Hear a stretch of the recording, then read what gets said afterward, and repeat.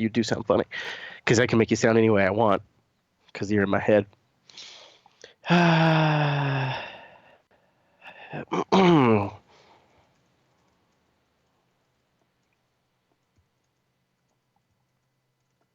don't think the URL has to change. Okay, so Rika and I are working out a little back end, like we do. We like to work out that back end. So I wanted to play a little Morning Joe's clip for you. Why? Well, I can't really put my finger on it. There's something about this clip that blows me away.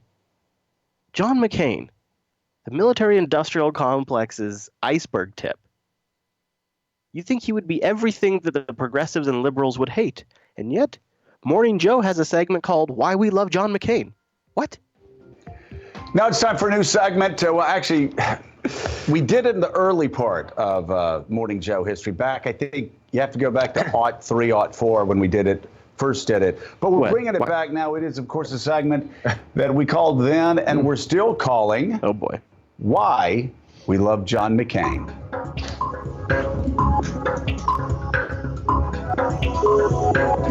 Thank you very much.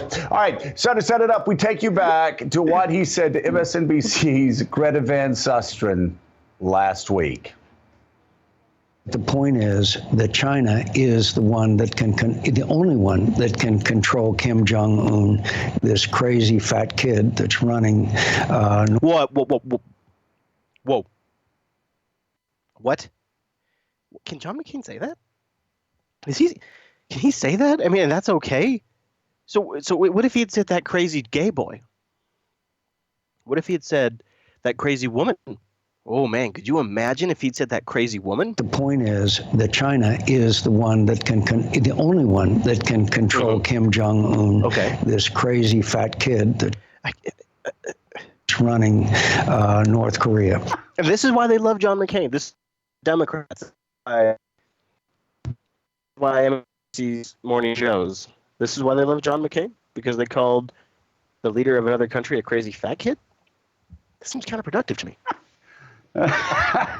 So those comments apparently didn't sit well with the North Korean dictator. North Korean media responded, calling them blasphemous and saying they hurt the dignity of the country and adding that they are little short of a declaration of war. Well, John McCain, he doesn't want to start World War III. So in a tweet, McCain responded by simply saying this. What do they want me to call him? A crazy skinny kid? That is Mike Barnacle, the John McCain that we've always known and loved. Well, I think that's why he's always been a candidate for the Nobel Peace Prize. I mean, speaking frankly to the world. I mean, we love John McCain. And in an odd way, in a predictable way, actually, I think he is in the midst of his finest hours as a public servant.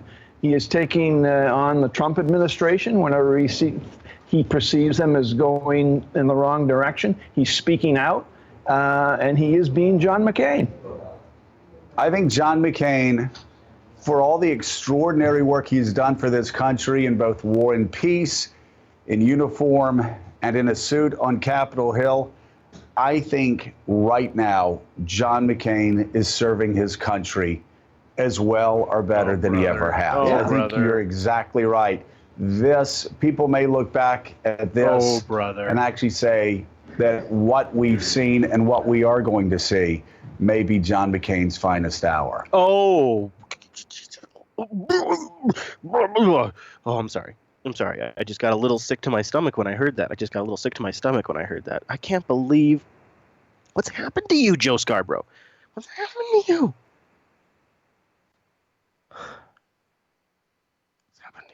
You have lost it.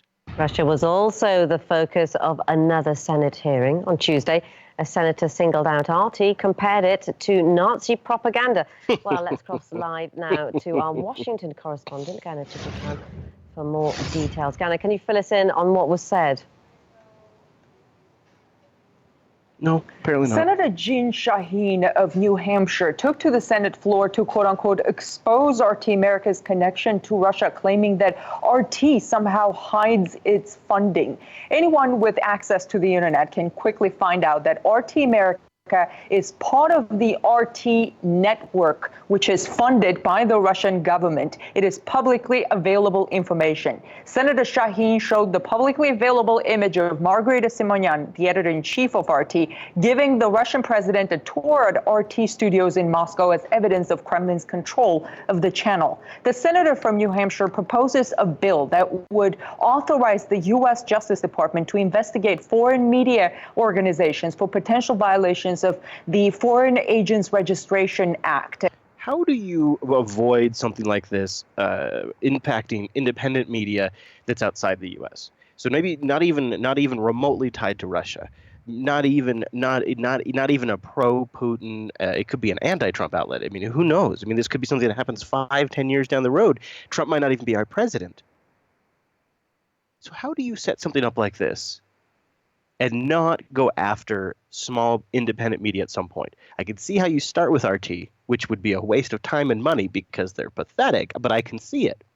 But I can't see the justifications, but I can't see them today. I can't imagine that they would do that. They would go after a blogger or a podcaster today. I can't see it today, but just because I can't see it doesn't mean that with this groundwork laid, it won't eventually happen. And to compel them to disclose their funding. It would hypothetically authorize the Justice Department to investigate BBC for its being funded by the British government, Al Jazeera for being funded by Qatar, and a number of foreign-funded media outlets. Senator Shaheen specifically targeted RT because Russia, according to the senator, is an adversary. Actually, she voiced a much more sinister parallel. Take a listen. Okay. The Foreign Agents Registration Act was passed back in the late 1930s in response to concerns about Nazi propaganda being disseminated in the United States without people knowing what it was. Well, this, I think, is absolutely appropriate today for us to take a look at what Russia and other countries may be doing to our news. Now, just to properly set the stage for you, she's, of course, on the floor of the Senate, and next to her, she has one of these giant poster boards that you've seen, where they'll sometimes have like a chart or some picture, and she's got on the stand, she's got this huge poster of RT, just like a screenshot of a broadcast, like the RT. Just like they took a still from the television broadcast, and this is the menacing imagery that she's standing next to. The senator from New Hampshire tried to give examples of why she thinks RT is bad news. She referenced a number of headlines and articles on the RT website, which she called false. For instance, the report about heavy security presence at the Incirlik Air Base in Turkey last summer, shortly after the coup attempt there. The article extensively cites local officials and local media sources. It is not clear what exactly the senator called false in that article. Another headline she pointed to: the FBI wiretapped Trump Tower in search of Russian mobster. Report. The report that RT cited was from ABC News, a U.S. network. They hate it when that happens. Oh, man. Let's stay on the Russia train here just for a second. This is a good one. Hillary Clinton, she could tell you why Putin wanted to interfere with the elections. Why did Putin direct the phishing of John Podesta? Why did Putin work to undermine U.S. democracy? It's not because we are global players on the same stage fighting to sell natural resources and weapons. It's not that. No. It's because he hates women. Yeah, he doesn't like strong women. Well, why do you think he did that to you? And, I don't think it's too complicated. I think he had his desire to destabilize us and others. And, he's not exactly fond of strong women. So you add that together, and that's pretty much. Oh my gosh! Yeah, clap that. Yeah, what it means. Clap that. Yeah, that deserves clapping. Yeah. So let's see. What's she doing after the election? What's her plans? What's Hillary's crystal ball show for her? It's a good question, isn't it, about Hillary? The change. And let me just address that, because please do. I'm going to spend a lot of my time encouraging young people, particularly young women, to go into politics, to go into public service, because I believe. What do you believe, Hillary? What do you believe? Tell me what it is. Still got that. Still got that throat that thing. Not only is still it got that throat thing. A worthy and very satisfying way to contribute, make a living, learn more, but we really need you. And we need more young people, and we particularly need more young women. So I'm going to work with some of the organizations that are springing up. I'm going to work with those that have been around for a while to see how I can reach out, recruit, help train, mentor, advise people to do this. Maybe you could mentor, advise about North Korea. President Trump says this morning North Korea is looking for trouble, and he's vowing to solve the problem with or without China's help. As North Korea warns the U.S., sending any more naval forces near its shores could mean war. The U.S. on Sunday rerouted a naval strike group led by the USS Carl Vinson to the Sea of Japan. North Korea not happy about it, issuing this statement, "We will take the toughest against provokers in order to defend ourselves by powerful force of arms." Senior Foreign Affairs correspondent Greg Palcott is live in Seoul, South Korea. Hello, Greg. What could go wrong? Hey, Greg. Hi, Shannon. Yes, you're right. More tough talk coming from Pyongyang, and another show of force here in the South. Some 4,000 U.S. and South Korean troops, as well as a whole bunch of trucks and ships gathered near a South Korean coastal town for a mock landing of a lot of cargo. This is the kind of logistical backup we have been told by military officials here, crucial in any kind of offensive or defensive activity concerning North Korea. In fact, these exercises drive Pyongyang absolutely up the wall. They call them a rehearsal for war. And yes, today the regime blasted that deployment of the USS Carl Vinson strategic carrier group to this region. State television official today saying it is reckless, it is catastrophic, it is outrageous, and noting that North Korea is, yes, ready for war. It's certainly getting ready for something. Pyongyang held its annual rubber stamp parliament today, and on Saturday, the biggest date on the North Korean calendar, the anniversary of the birthday of the founder of the country, Kim Il-sung. We are expecting at least a mammoth and interesting military parade. And experts say that there could be more. The regime often uses this date to launch one of its banned missiles, and there has been activity, experts have been saying, in the last couple of weeks around the site where it has in the past detonated a nuclear device. It's Missile Day, everybody. It's Missile Day. It's Missile Day. Yay, it's Missile Day. Boy, Spice has really been stepping in it recently. We have some more stuff in the main show, but here's one. Well, look, I think there's a lot of stuff that was overblown about this. Look. That makes it out into the media sometimes and gets a little bit more sensational than it truly is. But I think the president's obviously very pleased with the last week that he's had and the accomplishments, especially on the foreign policy front. I think he had an unbelievably helpful and productive meeting with the Chinese. His meeting with King Abdullah was unbelievable, and he's continued to have very strong foreign policy wins in terms of the relationships that we're making with other heads of state. The attack on Syria won not just bipartisan praise here at home, but world praise. And I think that he recognizes that sometimes some of this spills over, these policy differences and discussions, and he's made sure that the focus stays on advancing the agenda. Yeah, we're advancing the agenda of bombing a sovereign nation. It's a pretty big success. It's a pretty big win. We're pretty excited about that. So it's overblown. But NBC says lots of infighting. You know what? I don't really know if that's true or not. I don't really care, but I find it fascinating. What is the president's perspective on the current ability of his senior advisors to resolve their ideological differences, resolve their personality differences, and work as a team? That was the setup question there, which I didn't get a chance to play for you. So let's talk about Gorsh's nomination. Gorsh's nomination. This is where the nuclear option came into play. Years, at least 100 years of this tradition where the Senate has functioned pretty well. They think it'd be a good idea to blow it up.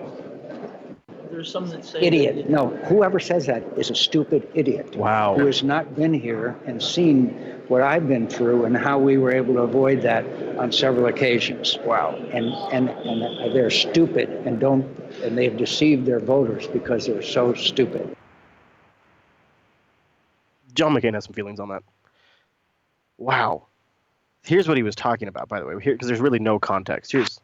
Here's what he's talking Trump about. nominated federal judge Neil Gorsuch. The Senate Judiciary Committee approved his nomination. The nomination will be reported to the floor. 11-9. All the Republicans voted yes. If Judge Gorsuch is unacceptable to our Democratic colleagues, there will never be a nominee by this president that you will find acceptable. Never. Every Democrat voted no. No. But the opposition. You see, the Republicans, I think, were planning for this. You see that phraseology he was using there? If it was president.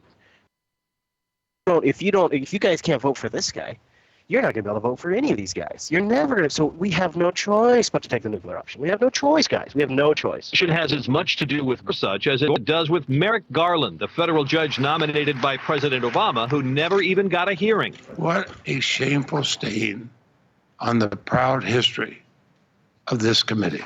Democrats say Garland's treatment broke long-standing Senate traditions, so they're preparing to break another tradition, mounting the first ever partisan filibuster for a Supreme Court nominee. These days, filibusters aren't like the climactic scene in Mr. Smith Goes to Washington. And I'm going to stay right here and fight for this lost cause. But under Senate rules, it would take 60 senators just to head one off and agree to consider Garland's nomination. And Republicans with 52 members don't have the votes to clear that hurdle. Solution? Simply change the rules, ending the filibuster for Supreme Court nominees, an action known as the nuclear option. We will not have a successful filibuster of a Supreme Court nominee, because if we have to, we will change the rules, and it looks like we're going to have to. That showdown comes at the end of the week. His supporters hope Judge Gorsuch could be sworn in by Saturday. That would give him time to hear and vote on the final 13 cases of the Supreme Court term. Hey, NBC News fans, thanks for checking out our... This is going to be a real cluster, guys. I mean, this whole thing. And I like their defense. Well, he did it first. They wouldn't let our guy in first. We wanted our guy in first, but they wouldn't do it. They wouldn't do it. So now we have to do it. But of course, he was nominated. As expressions of approval or disapproval this isn't even my connection. This clip is just legitimately this bad. Are not permitted from the gallery. This is no good. Sorry. That is the actual nomination of Gersh. All right, let's watch this clip.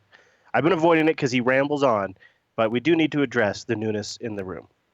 We in the media often talk about drinking from a fire hose, how there is so much news during this Trump presidency. And yesterday and today, perfect example.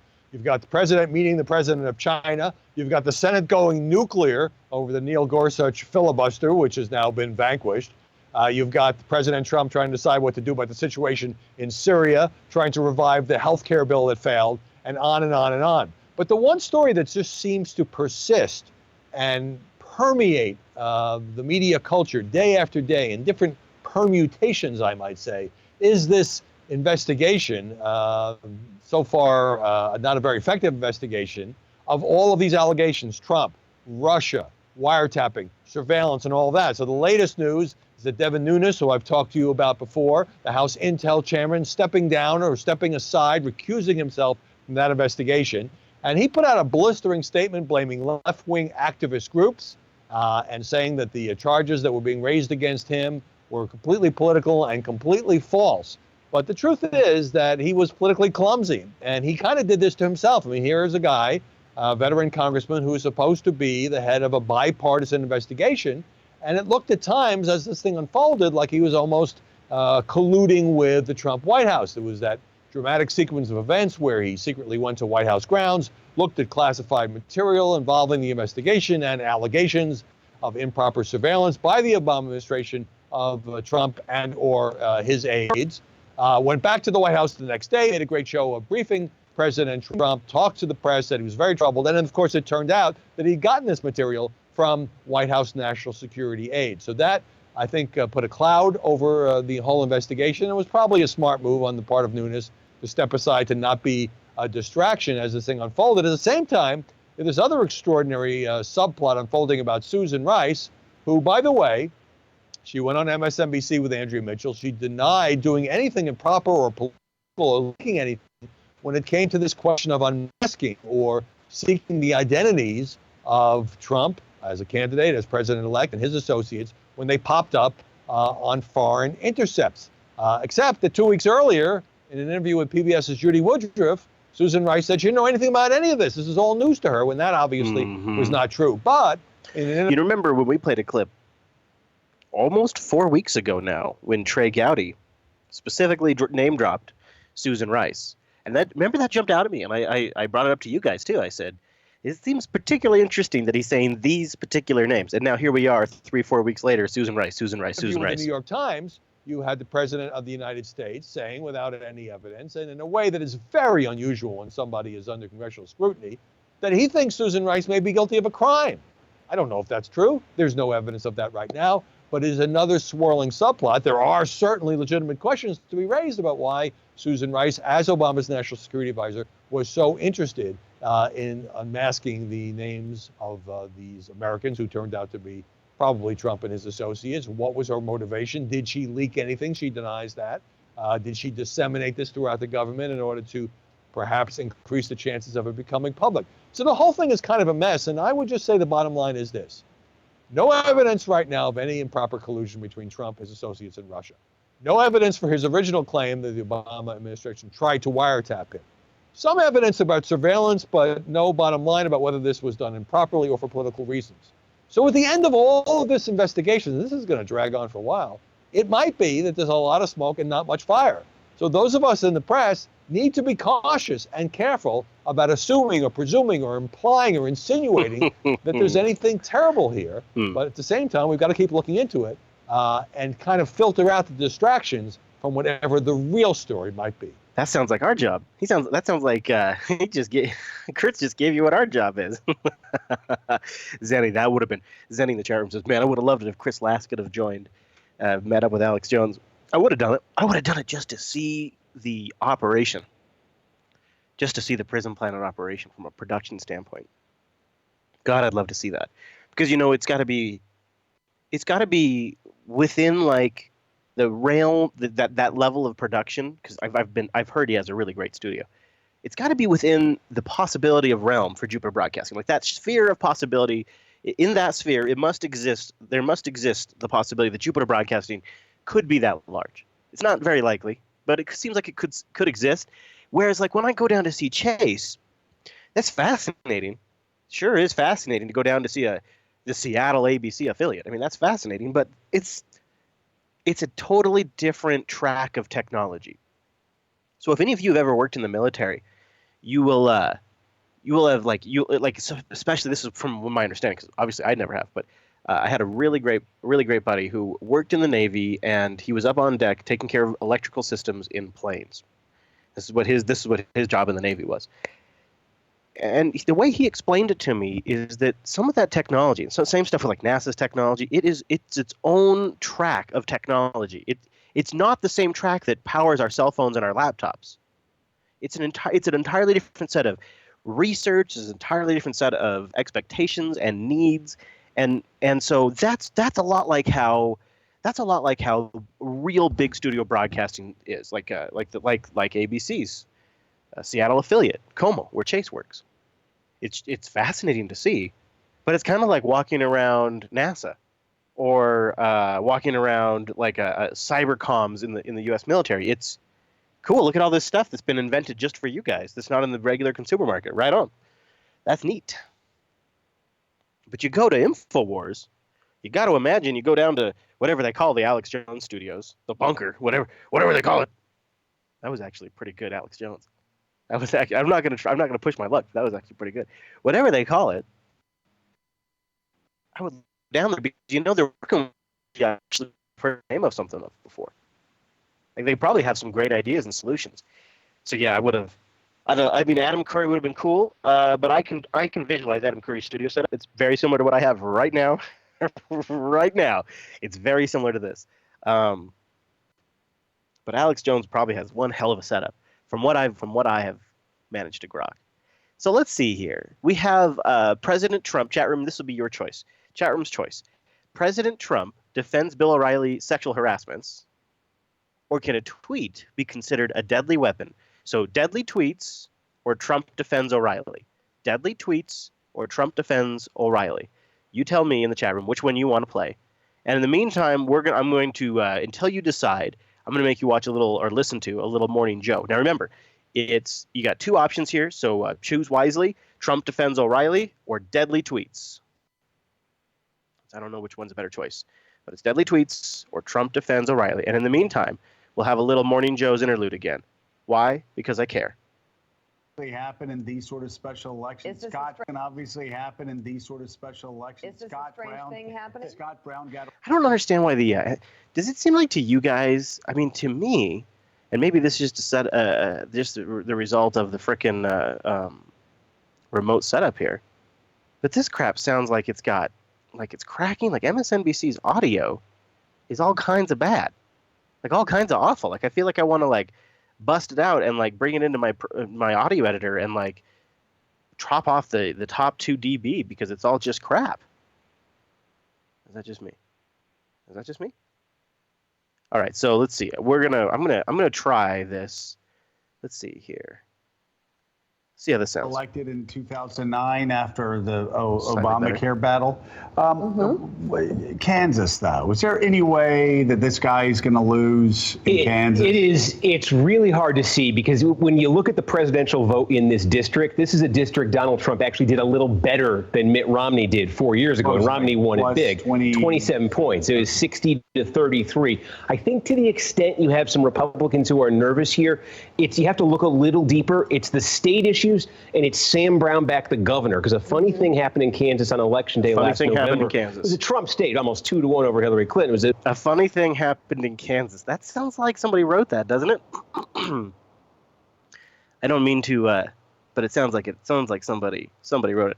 I'm going to try upping the volume a little bit. See, does this sound better or not? It was a massacre at the presidential level. Democrats gained seats in the state legislature in Kansas on that same election day, and that included a state Senate district right in this congressional district. There's effectively 3 parties in Kansas right now. There's a Brownback Republican Party, an anti-Brownback Republican Party, and a Democratic Party. The fear of Republicans is that 2 of those, maybe in a race like this, in a low-interest race, maybe they kind of unite to send Brownback a message. But the chances of this being even close tonight, honestly, probably not that good. What about Georgia? Georgia's the more interesting one because the character of the district, if you look at the Republicans, the traditional Republican vote. So, okay, none of you guys want to hear any of that stuff. Nobody wants either one of them. You know what? I agree. I agree. I don't want to hear them either. I mean, I might still play them if I get a little curious, but I agree. That the deadly tweets and O'Reilly, they both sound nauseating. So let's do something else that's not. Wait a minute. This sounds nauseating too. Holy shit. This just in, guys. The news is nauseating. No, how about this one? You know what? I bet some of you in the chat room are Ron Paul fans. I still can't pin him down. I know I sound like I'm a big skeptic, but I can't. I know everybody says he's consistent, Ron, and all that stuff, but for some reason, something sets off my warning bells. But I want to play this clip. I thought this was Ron Paul making some points. Kind of. He starts a little strong. He starts a little weak, but then he gets strong. I guess I'll put it that way. And listen to RT too. I'm about to play this clip from RT. Listen to how energetic these reporters are. This matters to them. Maybe not to them personally, but it matters to their boss or somebody. This is an We're now joined by Ron Paul, chairman and the founder of the Ron Paul Institute for Peace and Prosperity. And good evening to you, Ron. Hi, Ron. Let's just start with this emergency meeting then by the UN Security Council. Essentially, just listening to it too, it's presented as a fait accompli, isn't it, that the Bashar al-Assad was behind this chemical attack. But do you hear the urgency? Do you hear the urgency in this guy's voice? This matters a lot to RT. This probably also matters a lot to the people upstairs. Ron. Hi, Ron. Let's just start with this emergency meeting then by the UN Security Council. Essentially, just listening to it too, it's presented as a fait accompli, isn't it, that the Bashar al-Assad was behind this chemical attack. But of course, the Russian envoy was trying to make the point. Again, you're basing your evidence on stuff that's presented by groups and bodies and NGOs that we know to have been unreliable in the past. This is an interesting way that RT works here. This is such a great example because this is something that really matters. This is so much more important than so many other things they typically talk about in RT. Like they love to take a shit on the US and they love to dog on our hypocrisy. They love that stuff.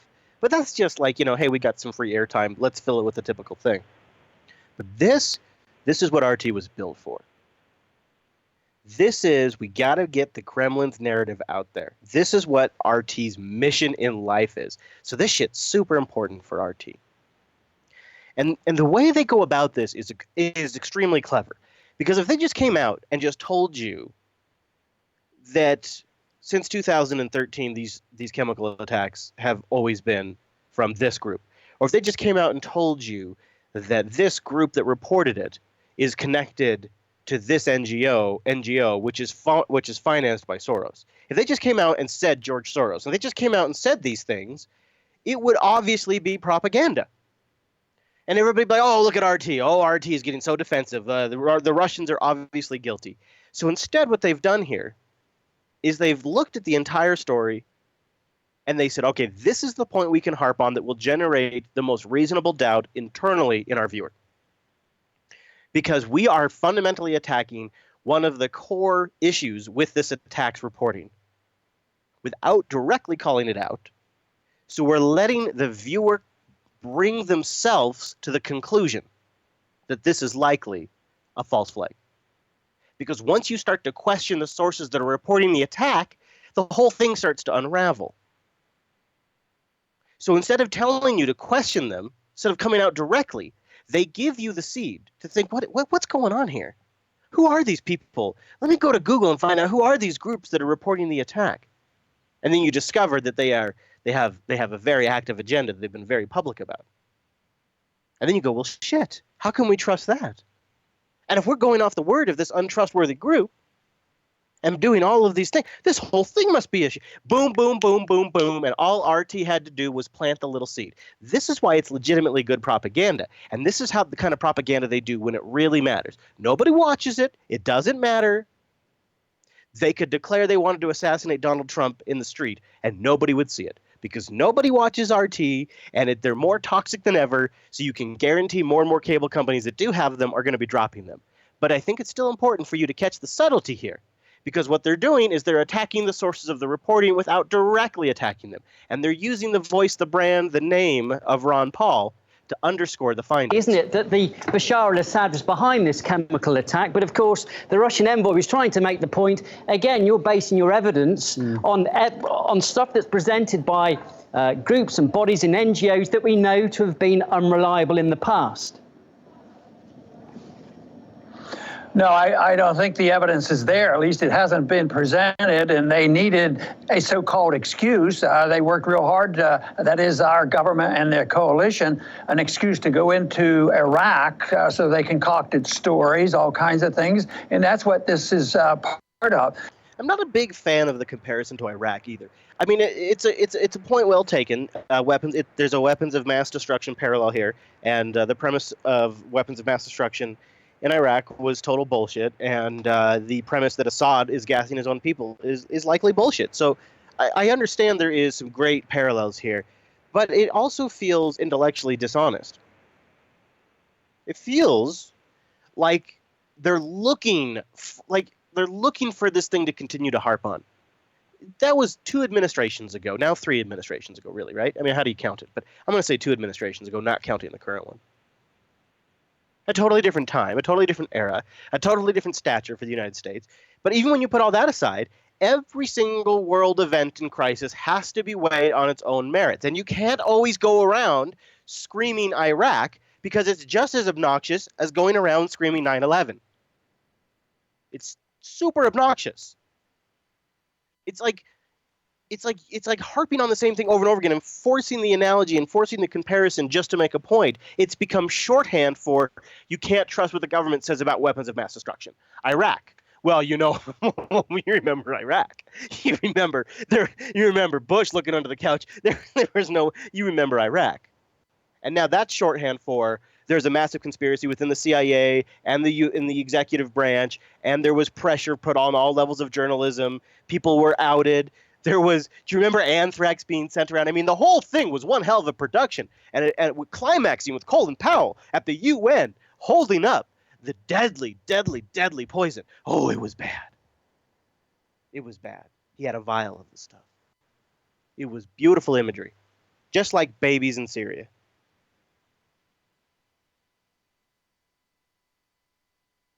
But you still have to have the ability to weigh every international crisis with its own merits. You can't go around screaming Iraq.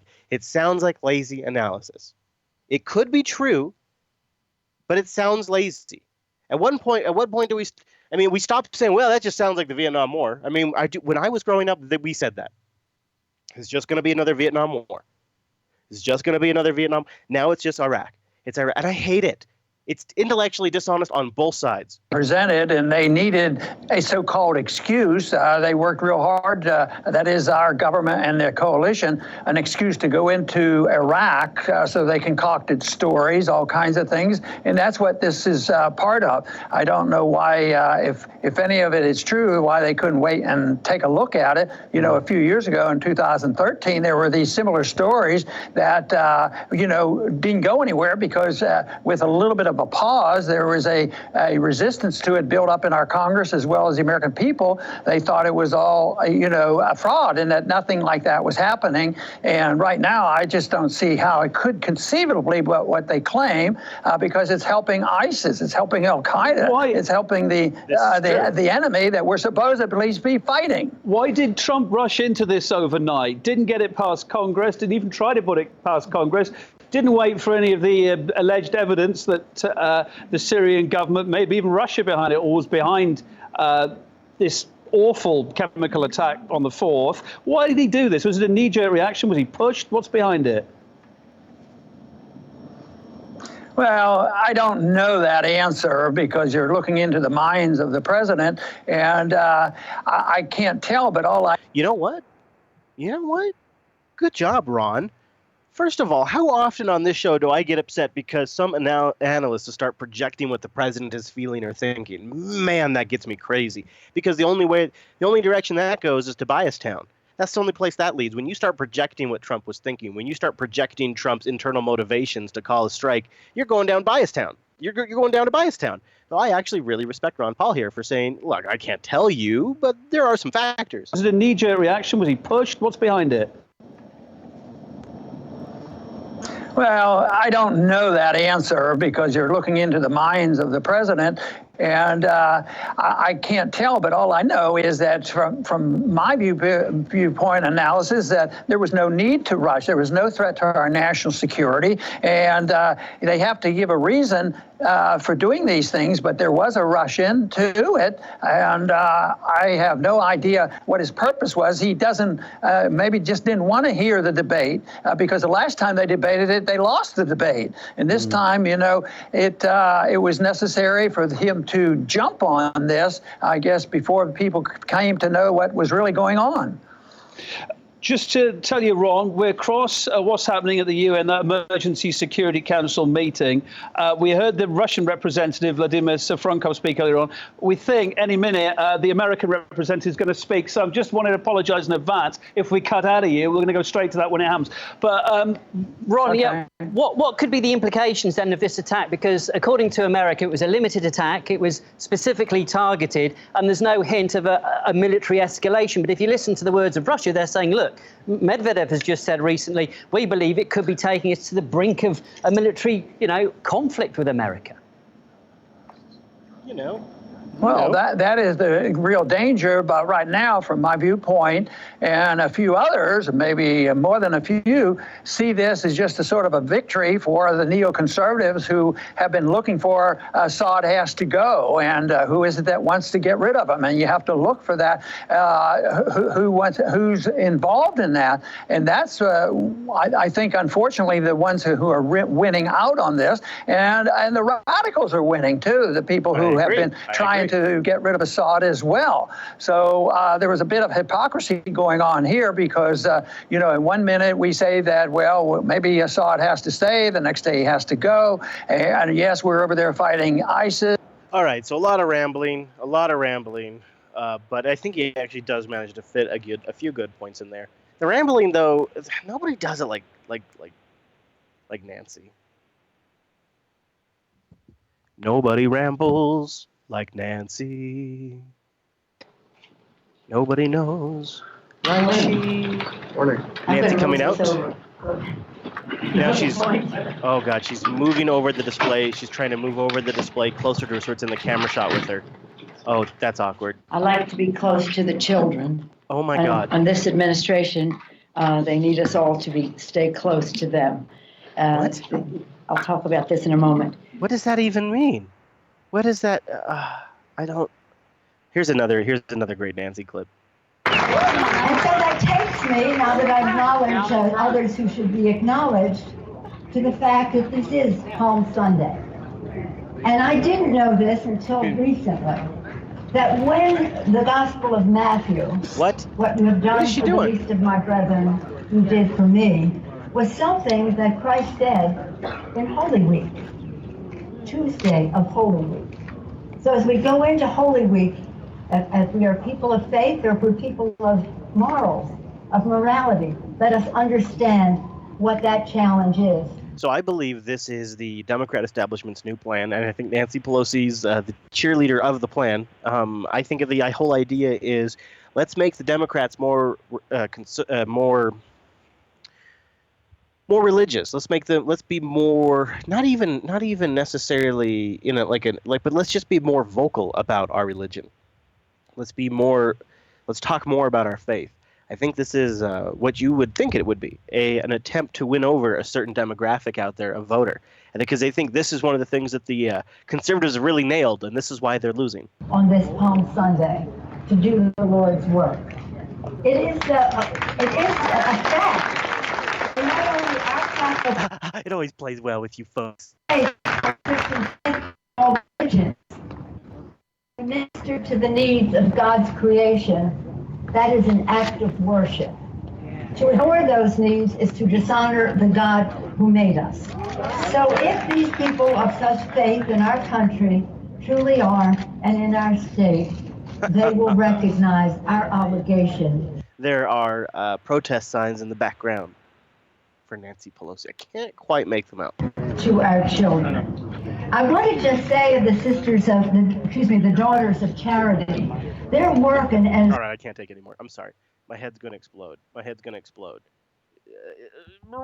getting triggered, guys. I got to move on. President Trump and so many people are, Democrats and Republicans. But there are also people over here in America who are saying, all right, so clearly President Trump is motivated by just, as we all have compassion for these just horrible images of these babies who were killed, but at the same time, this is a man who doesn't want Syrians to come into this country with this refugee ban. I want to just play some sound.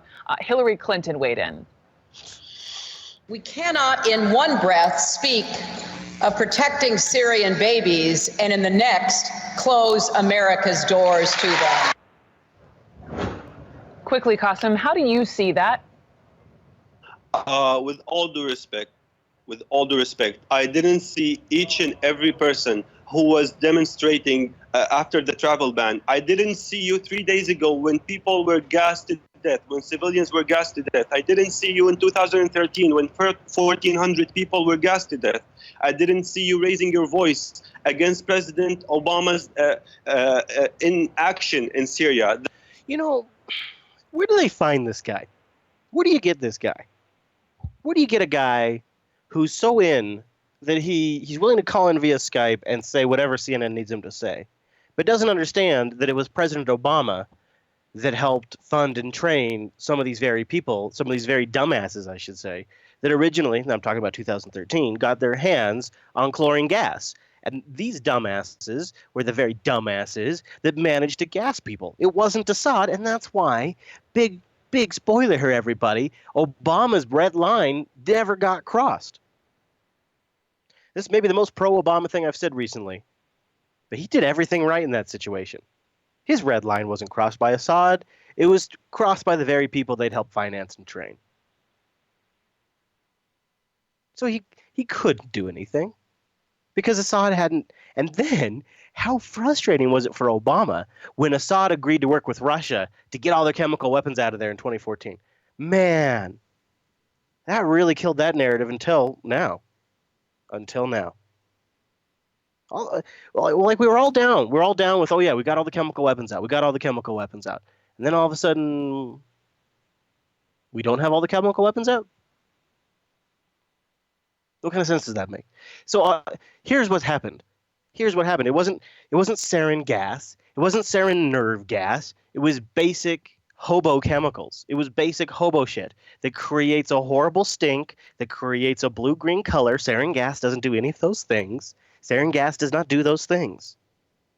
It was some cockamamie thing that people were putting together. There's no red line crossed. There's no red line. There was never any red line crossed. Obama did everything he was supposed to do. Dozens of people reportedly killed, including at least 10 children, hundreds of others injured, and these numbers are very preliminary. What caused this? Right now, it's seen as a gas or chemical attack. Do you think ultimately that President Obama is the big winner here? He is a big winner in my estimation. It turns out we're getting chemical weapons out of Syria without having initiated a strike. So what else are you talking about? We've got the chemical weapons. We're getting the chemical weapons out of Syria. Well, Chris, all you have to do is look at the fact that today, the final 8% of chemical weapons were taken out of Syria. We should commend the administration for the result they got. The removal of chemical weapons out of Syria is a substantial accomplishment. We certainly worked with them in Syria to bring all the chemical weapons out of Syria. We struck a deal where we got 100% of the chemical weapons out. 100% of the declared chemical weapons out of Syria. We kept chemical weapons or got chemical weapons out of the area. We got, as you know, last year, all the chemical weapons out of Syria. No small feat.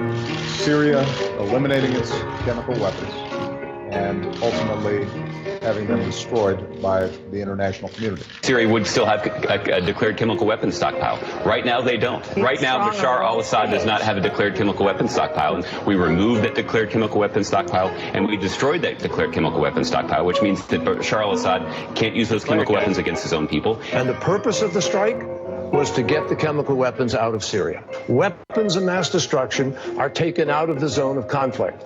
And thank God we did that. We are making real progress in Iraq and Syria, and I mean real progress. So if Russia can help us, and it is right now, Russia has helped bring about the Iran nuclear agreement. Russia helped get the chemical weapons out of Syria. The destruction of the Syrian chemical weapons stockpile. I would have, I think, made a bigger mistake if I had said, yeah, chemical weapons, that doesn't really change my calculus. Won't you come? So, the analysis right now on the chemical weapons attack and all of it, not only is it just so rich and full of hypocrisy, but I thought that clip did a good job of, we had a big victory. Obama was a big winner. Obama was a big winner. Dozens of people reportedly killed, including at least 10 children, hundreds of others injured, and these numbers. Now, before we go on, I'm going to say this in the show too, but I'm not putting on my tinfoil hat here, frying some bacon and saying there was no chemical attack. I'm not saying that. That's not what Chris is here to say. I'm not here to debunk the fact that there was no I think people died. I think there was a chemical attack. I think it's very sad. So we are going to talk about that in the show. That is just, you have to wait. Washington was quick to say the Damascus government was behind the alleged chemical attack in Idlib province, despite the facts being unclear and unverified. The US Secretary of State then went a step further, saying Moscow failed in its responsibility to secure Syria's chemical weapons. RT's Nikki Aaron has more on the ongoing blame game. In a matter of hours after last week's chemical attack, the international community had already decided who was to blame. An investigation? Who needs it? Besides, this can be pinned on the biggest baddie around. Until Russia changes its ways, this Security Council will remain blocked. How many more children have to die before Russia cares? Russia must show the resolve necessary to bring this regime to heel. This latest war crime happened on their watch. By proxy, Russia is responsible for every civilian death last week. Was it a Russian warplane that later bombed a hospital, treating victims, perhaps trying to destroy evidence? So what did Russia actually do? Well, what we know for sure is that it condemned the attack and demanded an independent probe to find out what exactly happened. But what else? Well, the US claims that Assad launched the attack with Russia's blessing. Wow, they must have some seriously damning evidence to back that up. We can't wait to see what it is. Except we can't, because, shh, it's a secret. We were told of the evidence. We saw the evidence. The president saw the evidence. All of that's naturally classified, and I'm sure when they can declassify that, they will. Outrageous claims with no evidence. The moment there is information that you would really like to have, suddenly it said, no, this is classified information. There is a wall put up, whoever puts up that wall, and says, no, we can't give you any information. We just have to ask that you believe.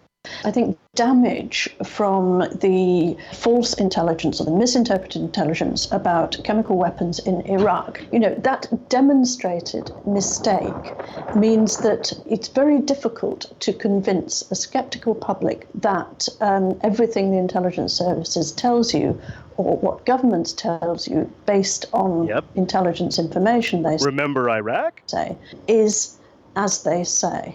One can't help but wonder if this is taking a toll on that beautiful bromance we were told Trump and Putin shared. But not everyone is writing off the whole best friends forever line. How about this for a theory? The Russian president was involved, but he was working in cahoots with President Trump, who came up with a fiendishly cunning plan to score himself some major popularity points at home. Does that sound too outlandish? Vladimir Putin orchestrated what happened in Syria this week so that his friend in the White House could have a big night with missiles and all of the praise he's picked up over the last 24 hours. Rachel Maddow and what's his face there have gone full conspiracy, full on conspiracy. But yeah, they're to decry anybody else who has a conspiracy about something.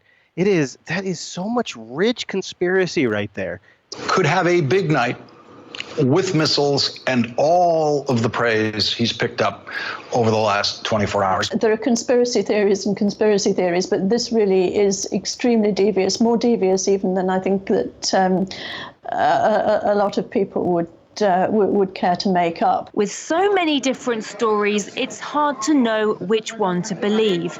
So here's a thought, and it's a little bit out there, but we could just wait for the results of a UN investigation. Sure, no.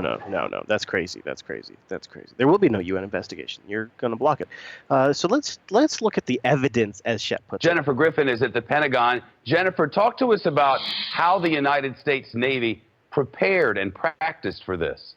Well, Shepard, we've just learned from a Pentagon spokesman, Captain Jeff Davis, described to us how, in fact, the sailors on board the USS Porter and USS Ross prepared for 2 days prior to the launch of those Tomahawk missiles.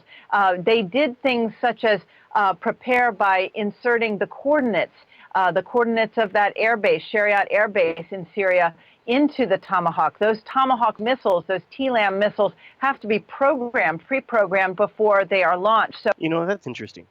And I didn't know that about Tomahawk specifically, but once I got an email from a listener who says, things are worse than you even realize. I can't tell you all that I know because this would probably get this guy in trouble. But basically what he told me was that one of the things they do as drills is they go to these missiles and they program coordinates into cities and important military places of countries that maybe we're having an issue with or that are in the news. Like, at some level, our military is always ready, and they are. So the way I'm going to understand this is the timeline of events was the chemical weapons attack happens, and almost immediately, 2 aircraft carriers turn around and head back. And almost immediately, the crew begins programming the coordinates of this airfield into these Tomahawk missiles. Now, this is a very rapid succession of events because we went from this thing has happened to turning around these massive vessels and programming in the coordinates of the airfield on Tuesday. Okay, well, the gas attack happened on Tuesday. All this other stuff also happened on Tuesday. Like, that's an incredible return on just turnaround time. It's incredible turnaround time. So what happened there? And isn't it interesting, just a little side note in this clip, isn't it interesting they manually program in the coordinates of each missile? They're not sitting like some master control wirelessly transmitting the coordinates. Nope, they're sitting there hooked up to each missile's computer, programming in the coordinates by hand manually. The launch of those Tomahawk missiles. They did things such as prepare by inserting the coordinates of that airbase, Shariat Air Base in Syria, into the Tomahawk. Those Tomahawk missiles, those TLAM missiles, have to be pre-programmed before they are launched. So they went through the drills so that they would be ready when given the orders to launch the strikes. On board those two destroyers who were in the Eastern Mediterranean tonight, we've reported that they were each carrying up to 70 Tomahawk missiles altogether. They ended up firing 59 Tomahawk missiles at a very small area inside Syria at that Shariat Air Base just outside Homs. It's about 120 miles from where the sarin nerve gas attack occurred 72 hours ago. The reason that that air base was chosen as the target, we're told, and John Roberts has been reporting from down at Mar-a-Lago, the reason it was chosen is that there is intelligence suggesting that is where the Syrian plane was loaded with the chemical agents, the sarin gas, inside the bomb that was dropped on Tuesday on those innocent women and children as they slept. And so this air base was chosen for the very reason that in the past, chemical weapons have been stored there. Prior to 2013, there were large weapons stores there. We've also learned from the Pentagon that they took great lengths not to actually hit the remaining chemical agents that are stored at the base. And we also have tonight, we've learned from the Pentagon, Shepard, that they have released in real time, they could see the flight path of that Syrian plane as it made its way to the village Khan Sheikhoun, where the sarin gas was dropped on Tuesday, and they have released the flight path of that Syrian plane. And as Brett Baer and John Roberts have reported tonight, we now know that Western intelligence and U.S. intelligence knew that the Russians knew in real time that the Syrians were actually loading those chemical weapons onto that plane. So that, I think, was a real turning point for both the Pentagon as well as the president and his national security staff when they... If that's true, release it publicly. They received that intelligence that the Russians, in fact, were aware that the Assad regime was going to drop these chemical weapons. So this particular base was chosen for a very specific reason. And think about it, Shep. These are 59 1,000-pound bombs, if you will. They're missiles, Tomahawk missiles, that landed in this small space within this airfield and striking these hangars and airplanes at this air base. Each one of those Tomahawks cost about $1 million, so that's $59 million in munitions that were expended tonight to drop the weaponry on this airbase and to send this signal to the Assad regime that using chemical weapons would not be tolerated. And those Tomahawks, they fly at about 500 miles per hour. They are 18 feet long. Each Tomahawk is 18 feet long, 2 feet wide. It's really like a flying telephone pole. It's been described that way to me. And they can be seen with the naked eye as they're moving along. And it could have taken upwards of 30 to 40 minutes for them to fly from the USS Porter and the USS Ross, which have been based in the Mediterranean. Wow. Shepard. Jennifer, you mentioned they've been preparing for this for a couple of days. Out of curiosity, are they preparing for the possibility that the Assad regime strikes again and the United States might have to act again, or is that not part of this? I don't believe that at this moment they believe that the Assad regime would be so bold as to act again. Certainly, I think if you look at this, what the Pentagon is describing as a proportional strike and what I would describe as a limited strike on this one air base, they have the means to escalate. If the Assad regime uses chemical weapons again, or even uses its air force with barrel bombs again, I would not be surprised to see the U.S. military react, because, again, this is designed to send a message to Assad to stop killing his own people. It is a message that is long overdue, as you've been reporting for 7 years. Thank God, you guys. Oh, man.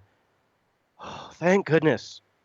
Thank goodness the U.S. of A. exists. Thank goodness. Because otherwise, no one would stand up to Assad.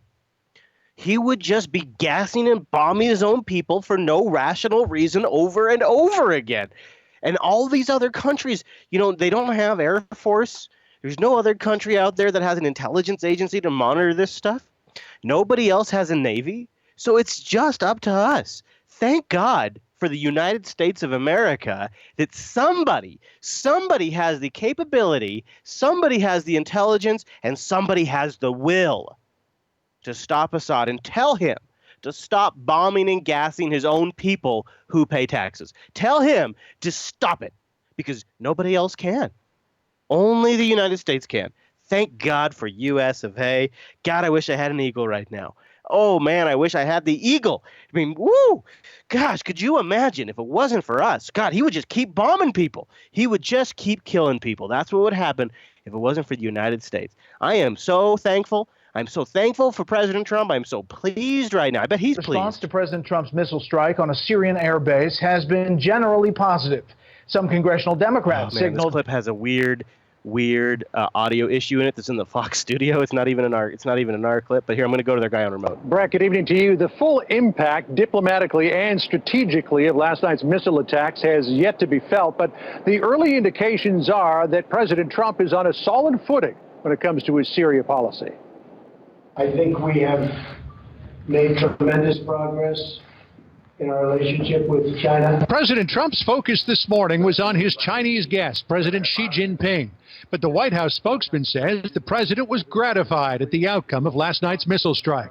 I think he's pleased that we have sent a clear and decisive and justified proportional response around the world. White House officials say the president took action not only in response to the horrific scenes of death and suffering of civilians, especially children, but also because if Assad were to get away with such actions, it may increase the chance the United States could be targeted with chemical weapons. It is in this vital national security interest. Yeah, man. God, it's gotten so dangerous since they built that bridge from Syria to New York. Like, if we just hadn't built that bridge across the Atlantic fucking ocean, we wouldn't have this problem right now. Oh, wait. Of the United States to prevent and deter the spread and use of deadly chemical weapons. At the United Nations today, Ambassador Nikki Haley warned Bashar al-Assad he could get hit again if he doesn't come to heel. The United States took a very measured step last night. We are prepared to do more, but we hope that will not be necessary. Russia, which has a close relationship with Assad, has complained loudly in public about the missile strike and flexed its muscles, sending a warship to the area. But sources say beyond that, the response has been muted. Publicly, the Russians have been suggesting outrage over this, but I understand through diplomatic channels that there actually hasn't been a whole lot of blowback from the Russians. Well, that's true. I think the rest of the world, including Russia, understands that we took decisive, justifiable action based on the just tragic actions that the Assad regime took, especially when it comes to small children. The missiles were flying last night as President Trump was having dinner with the Chinese president. Not in the I can brief remarks. White House press corps today, but a Chinese spokeswoman said, quote, "We are concerned about the current situation in Syria and call for political settlement. We hope all sides will stay calm and exercise restraint to prevent the escalation of tension." The strike also adds an extra measure of weight to the president's call for China to rein in North Korea's nuclear program. Does it? Does it really, though? President Trump warned last week if China didn't do something about Kim Jong-un's nuclear ambitions, the United States will. But to hear the president tell it today, the budding relationship he has with China may yield positive results. We look forward to being together many times in the future. And I believe lots of very potentially bad problems will be going away. Do you suppose he says China? Do you think he says China when he's talking to President Xi? Do you think he says China? Something tells me he maybe works on a different pronunciation. What do you think? One more story about this. We got to save the rest for the Hello, welcome to Sophie and Co. Me, Sophie Shepard. Not said. Oh God! I did not mean to play that clip. Oh fuck! I'm sorry, guys. That you can watch that on RT on your own time if you've got nothing better to do. I did not mean to play that clip. All right, so Brett Baer, he's pretty excited. I mean, he's not Bry excited, but he's pretty excited about these airstrikes. You know, dropping bombs in the sovereign territory of another nation is always something that gets the media hot and bothered. Pivot point for the new American president. Chief Washington correspondent James Rosen takes a look from the White House tonight. I, Donald John Trump, do solemnly swear. 90 days after President Trump took office, a period dominated by Russian intrigues and a high-level resignation, a baseless claim about wiretapping, and still unfolding claims about incidental surveillance. Show me what democracy looks like! Executive orders and countervailing court orders, and the collapse of Mr. Trump's first major piece of legislation. The apparent success of the commander-in-chief's first use of kinetic military power has presented this often embattled new White House an invaluable opportunity to recast its image, with the president now swathed in a new sheen of officialdom and potency. Arthur Herman is a historian and author of MacArthur, American... Wait. Did he say... hey, babe, you got to come... Well, Hadia just stopped by. And I got to play this for her. Opportunity to recast its image. Okay, now hold on, babe. You got to put these headphones on. Listen to the verbs they use to describe Trump now that he has dropped bombs on Syria, okay? So you got to put these headphones on, and so there's going to be a little mic noise. But here, just put these on, and I want you to hear what the words they chose to use. It's really weird. Tell me if you think it's the strangest thing ever. With the president now swathed in a new sheen of officialdom and potency, Arthur... Isn't that weird? That's super weird. Isn't that a weird thing to say? A sheen of authority? Is that what that there was 4 words in there that... Opportunity to recast its image, with the president now swathed in a new sheen of officialdom and potency. Officialdom and potency. A sheen. A sheen. I would like that sheen of officialdom and potency. Are you getting what I'm getting from that? Yeah, right? Arthur Herman is a historian and author of MacArthur, American Warrior. Sophistication of the operation, the fact that his entire national security team signed on to this is a sign that this is, in fact, a very well-considered, I would even say brilliant stroke. And for Americans now going forward, when they think about Donald Trump, I think this is going to be in the back of the minds that this is the man who can carry out a masterstroke of this kind. Yeah, this is true. I think actually that, I don't mean, not the masterstroke part, but this was a huge thing for Donald Trump to do. I mean, he had to do this. If you ever watch Wag the Dog, you know why. That the Syrian airstrike was ordered and carried out while the president was entertaining on American soil one of the world's most powerful foreign leaders. Chinese President Xi Jinping struck veteran observers as unusual, if not unprecedented.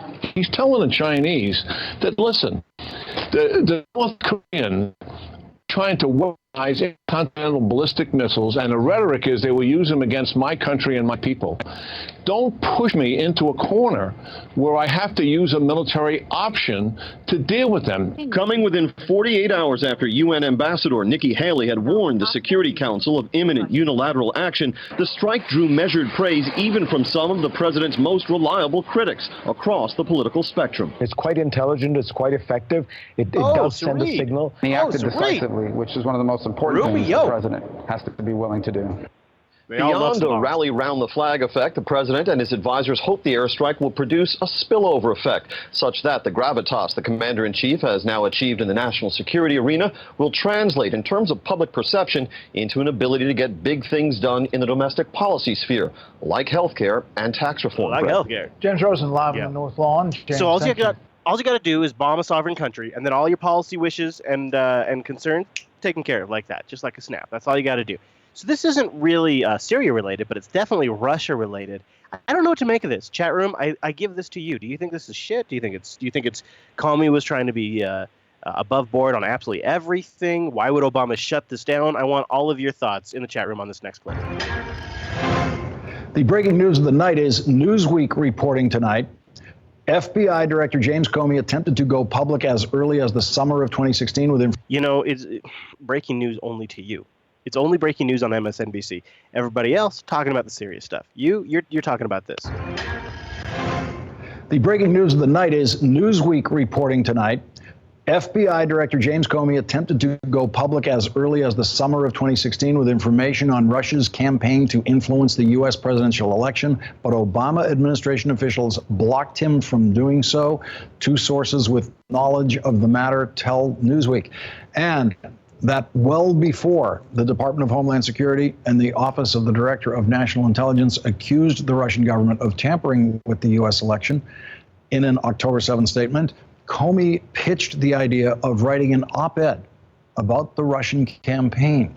The other national security officials didn't like the idea, and White House officials thought the announcement should be a coordinated message backed by multiple agencies. Joining us now, the co-author of that Newsweek report, Max Kuttner, senior writer for Newsweek. Max, this is a real stunner because people have already been questioning why the Obama administration revealed as little as it did, when it did, and now it turns out there was a push to reveal more and reveal it sooner. Now, welcome to Revisionist 101. Now, we got to go backfill some stuff here because some of these things that Obama did, if this is a real threat, they just don't add up. So this gives us a perfect opportunity to play a little revisionist. And you know, as long as we got this loud microphone here, we're going to go ahead and do this as long and as hard as possible. We heard a little bit of information from the federal government in October. Mm-hmm. We heard a lot of information in this declassified report that came out in January. But yes, this would have been half a year before that. We're told in June or July. And was this part of just a general underestimation of what Russia was up to? Hard to say. What I'm told by people who know FBI Director James Comey and know his leadership style, he's very transparent. That's what we saw in July with his press conference over the Hillary Clinton email investigation. That's what we've seen since then. A lot of people say he's actually too transparent. So this would have been in line with that. He wanted to get out what he wanted to say, perhaps to the New York Times. That's what we're told. Any indication? What are your best indications about why the Obama administration did not want to make this public earlier? Sure, we're told that they wanted a more coordinated effort, and that's the kind of effort that we did see in their October statement, and then we saw again later on in January. They felt that to write an op-ed to the New York Times would not be enough of a joint effort. And were they afraid that no matter what they did, it would look political, that they were just struggling with how do we get out there and not look like we are using administration assets to... Okay, I'm sorry. It's just, after I listen to this guy, after a little while, I start to want to cut my wrists. So we're going to move on because if I cut my wrists, I can't do the rest of the show. Now, the Russian narrative, though, is my favorite topic, so I don't really want to get off Russia. This is the topic du jour. How lucky am I to be doing this show right now? How lucky am I? How lucky am I? Because I don't have any bias about Russia or Donald Trump. I don't give it. I mean, this is great for me because this is the good stuff. This is the stuff. I've always made this show with the 25, 30-year plan to come back to it and listen. And I feel like when I listen to all of these episodes back to back to back to back to back to back, the narrative that will be built will be obvious. It'll be so fascinating with about 20 to 30 years of 2020 perspective to listen to these episodes and hear this stuff. I mean, this is why I play it. And this next clip falls within that realm because I love this Russian narrative.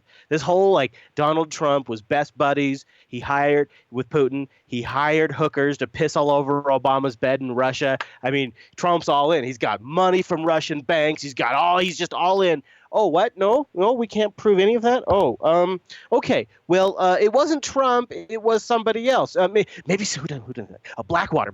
Yeah, it was Blackwater. ABC News has confirmed that Blackwater founder Eric Prince represented Donald Trump at a secret overseas meeting convened by the United Arab Emirates in January. That's according to two intelligence sources familiar with the matter. The Washington Post was... By the way, hold on a second. That sort of thing happened all the time with Joe Scarborough just farted right there. Sorry. George H.W. Bush, right? Right? That happened all the time. Right. It's standard operating procedure. I mean, this is how, come on. This is how Brent Scrowcroft, this is how Brent and your dad did business. Right, David Ignatius? Yeah. Sort of. They were going to the Seychelles Islands every other week. I'm sorry. When you first heard this story, for all of us that are old enough to remember, did you not immediately go back to Iran-Contra? This is just so, The Washington Post was first with the story and what they described as an apparent, quote, Weird with the Washington Post, guys. The Washington Post. I like that Washington Post, guys. I really like it. You know what else I like about the Washington Post, guys? You know what I really love about the Washington Post? How much they have to retract all the shit they write about Trump. Have you noticed this? The line for publish at the Washington Post has basically gone away. They're like Captain Picard in Star Trek First Contact, where he's completely lost perspective. I'm not joking.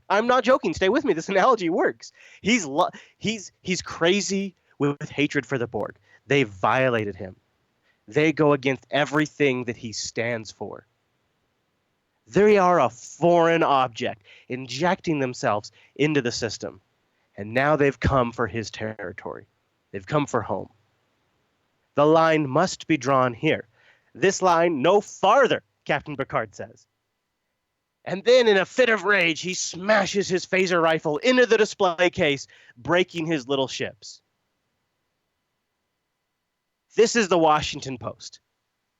These are the journalists and editors at the Washington Post. They're all Captain Picard and Star Trek First Contact, completely losing perspective, and they have to post retractions on so many stories today. They might as well be called the Retraction Post. It's basically what they have to do. Now, of course, I'm kidding, but I love how journalism has changed. It seemed like there used to be a time where you had to have multiple sources. Not anymore. Get a government official, somebody in the CIA or the Pentagon that tells you the way something is, you run with it. You go on air. You go on national news. When one news outlet, the Washington Post, the Wall Street Journal, whoever it is, one of them, just one of them runs a story, you go with it. You don't verify. You don't call up your own sources. You don't pick up the phone. You don't even bother tweeting or emailing. That takes too long. Who's got time for that? I've got a morning show to run. I've got to get a topic going. So we just run. Well, the Washington Post says this. The Washington Post says this. That's like when I say Slashdot or Phoronix says this. But you know what? I'm doing tech shows. I'm doing the Linux Action Show, not the Morning Joe show talking about back-channel meetings between Russians and the president. That is a totally different level of responsibility. It is completely unacceptable. Go back to Iran-Contra. This is just so, The Washington Post was first with the story and what they described as an apparent, quote, back-channel line of communication between Moscow and the president-elect. The meeting took place about 9 days before President Trump's inauguration in the Seychelles Islands in the Indian Ocean. And the paper reports that the FBI has been scrutinizing the meeting as part of a probe of Russian interference in the 2016 U.S. election. I just want to have a thought experiment with you guys for a second. Let's entertain the idea that Russia did interfere with the U.S. election. What's the line? What is the definition of interference? Could you say the Koch brothers interfered with the election? Could you say any large interest group, any super PAC interferes with the election? I think that would all be an accurate description. If people in Moscow hire lobbyists in Washington, D.C. to lobby for certain types of legislation, could you claim that legislation has a Russian influence? Because that is happening. That is absolutely happening. A lot of countries, any country that has the money, has lobbyists in D.C. right now. That's how the American system works. Do you consider that meddling? What is the definition? What is the line? Have we crossed it? See, this is the problem, is depending on your definition of wiretap or meddling, We're having two different conversations because meddling might simply be expressing your interest in a particular candidate who votes and generally sides on your issues. Well, lots of interest groups do that. Lots of interest groups. Is the NRA meddling in the election? I think progressives would say yes. I would say conservatives would say they're exercising their free speech. If Russia is meddling, then so is the NRA. You see what I'm saying here? There is always a certain level of meddling by any party that has interest via direct financial influences or others. There's always a level of influence matters. So what's your definition? Because they could be meddling depending on your definition. If your definition is they hacked the DNC, the DNCC, and Hillary Clinton, and they set up a sophisticated propaganda campaign via a WikiLeaks outlet to influence the opinion of the American voter, that's a whole other level of meddling. But if your definition of meddling is the same definition of the NRA meddling in an election, you could make the case. The NRA meddled with the election to get Trump elected. So what's your definition? That's my problem with this entire conversation. Reports that the FBI has been scrutinizing the meeting as part of a probe of Russian interference in the 2016 U.S. election. The FBI declined to comment to the Post. The meeting was reportedly aimed at persuading Russia away from its relationship with Iran, including in Syria. Though Prince had no formal role with the Trump team, he reportedly presented himself as an unofficial envoy for the president-elect to high-ranking Emiratis involved in setting up his meeting with the Putin confidant. So this is the guy that ran Blackwater, then Academy, whatever the hell it is now. Isn't it a Monsanto subsidiary? Didn't that actually happen? God, that's a nightmare fuel. So here's how this kind of stuff, I think. Mike Morell is another example. You remember Mike Morell, of course. He definitely went all in on Hillary. And it's not like he had a signed contract. That's not how politics works.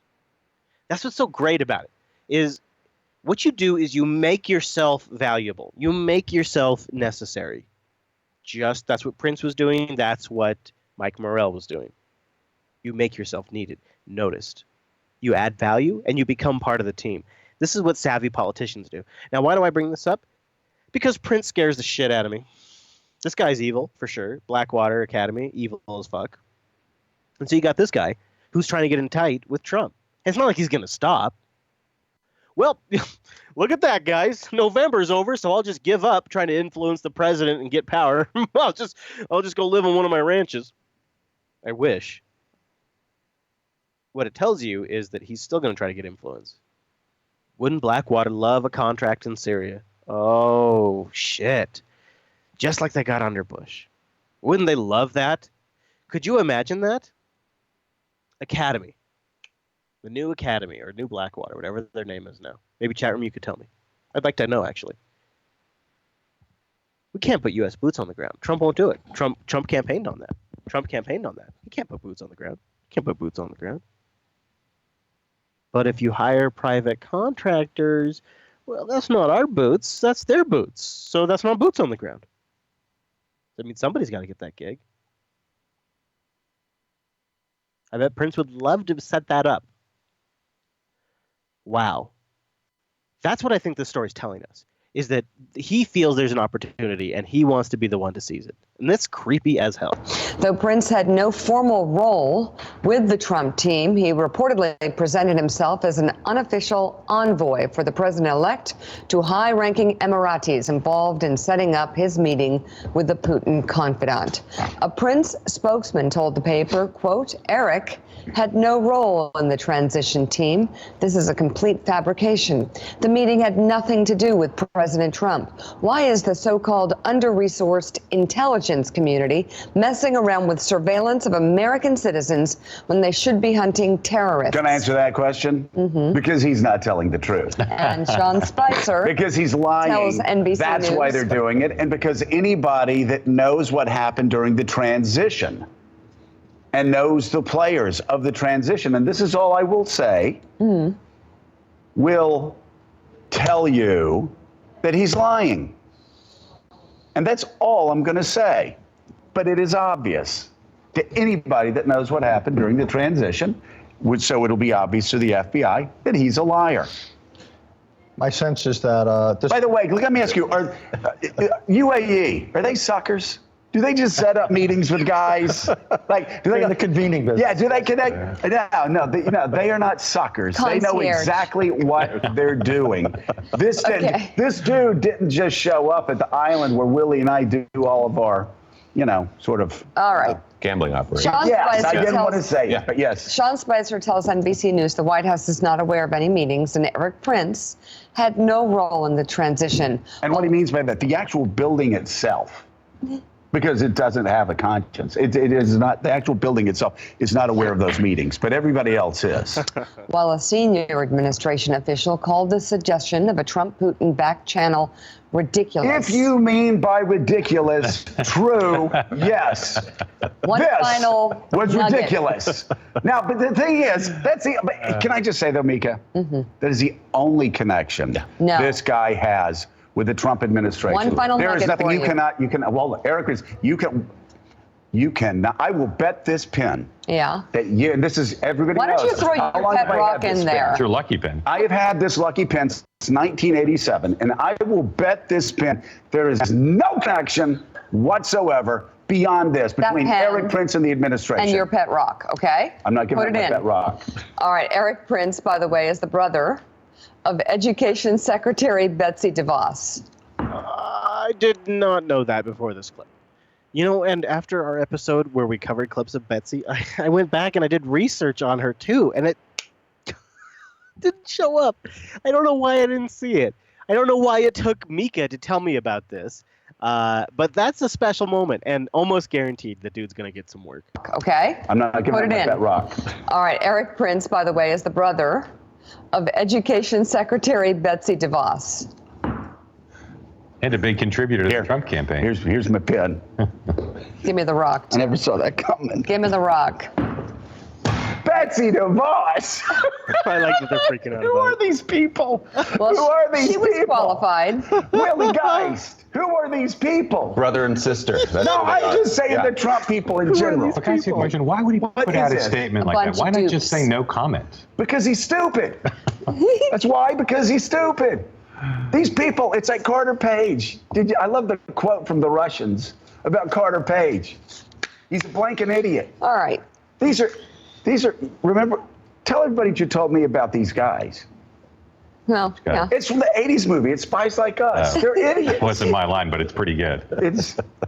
Well, Jeremy Scahill, who wrote the book about Blackwater, he wrote a big book. He reported in January that Eric Prince was advising the Trump transition team on foreign policy, helping them understand the world and suggesting But he wasn't things. officially. No, he wasn't official. But it's very clear that he had a close relationship with the Trump transition. Unofficial. Yes. There's almost nothing that's official during transitions. Transitions are inherently the least structured, messiest situations. Oh my so God. lots of things are going, lots of people. Look at Senator Bob Casey. Just wait, we got to read Senator Bob Casey's quote. I love it. And by the way, we're not making light of this entire episode. Who among Somebody's us going to be in big trouble for this. The Putin confident. But Richard, is there anything wrong? Come on, is there anything wrong with during a transition, like a week or so before they take office, with an associate of the administration putting out feelers on foreign policy? Is that illegal, improper? Feelers on foreign policy. There's only one administration at a time. There's only one government at a time. You got to be really, really careful. It's okay to have meetings, but you can't start saying what you do. Now, for example. All right. Okay, listen. All right. Do you guys want to hear the example? Because I don't really want. I don't know what it is when these guys start talking. My insides turn into lava. Does that happen to you? Because my insides burn through me and I want to die. The only thing that keeps me going is patreon.com/unfilter. And I'm not joking. When I see new people sign up, I realize that there's somebody else that just realized the show was worth it. But when I hear this stuff, it just kills me. It just kills me. Holy crap, you know how to work a mic, young man. What's the matter with you? That sounds ridiculous. Hold on, there's a mute switch. There is a mute switch for this kind of thing. Oh my. Damn it. I'm doing this on purpose, you know. Hey, do you have your shock mount? Wait, where's your shock mount? Oh yeah, this isn't professional. No. That's right. Yeah, if you tap on the table, we'll hear it. That's true. It is true. And I'm wearing a headset now, so I've gotten even less professional. Oh wow, look at this. All right, I can push buttons. Hey, wow, look at that. There I am, full screen on my screen. There we go. Hey, All buddy. right. Hey, buddy. Hey, man.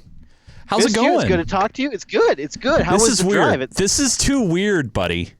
I know we've never done a show remote like this. Well, no, we've never done a show remote. I've had you on my show remotely. Skype once? Yes, once. Yeah. Yep. Once. Yep. How is the great state of Texas, by the way? And I was surprised, be aware to be we are on the air right now. So. Yep. Oh yeah, I've been talking to him for like. I know. I was surprised. I mean, I spent the most time in Austin, and I liked so much that we're talking about figuring out a way to live down there once a month. So I really liked it. I'm also in Arizona, and I really like it. Wait, did you say live down there once a month? You broke up a little bit. In Austin, yeah. Oh, by the way, I'm gonna record locally. I'm gonna record locally too, just to try to help some of that. Do you want me to record on Wirecast here? Yeah. In fact, are you about to hit record? Because I'll hit record on my thingy here. So. Do you have a magic button on your controller for that, or do I need to? If you're looking at that, it's the top, like the one for your thumb. If you had your hand over the spin dial, like it's the top left silver button. Top left for recording. For the thumb. Oh, for the thumb. Not this.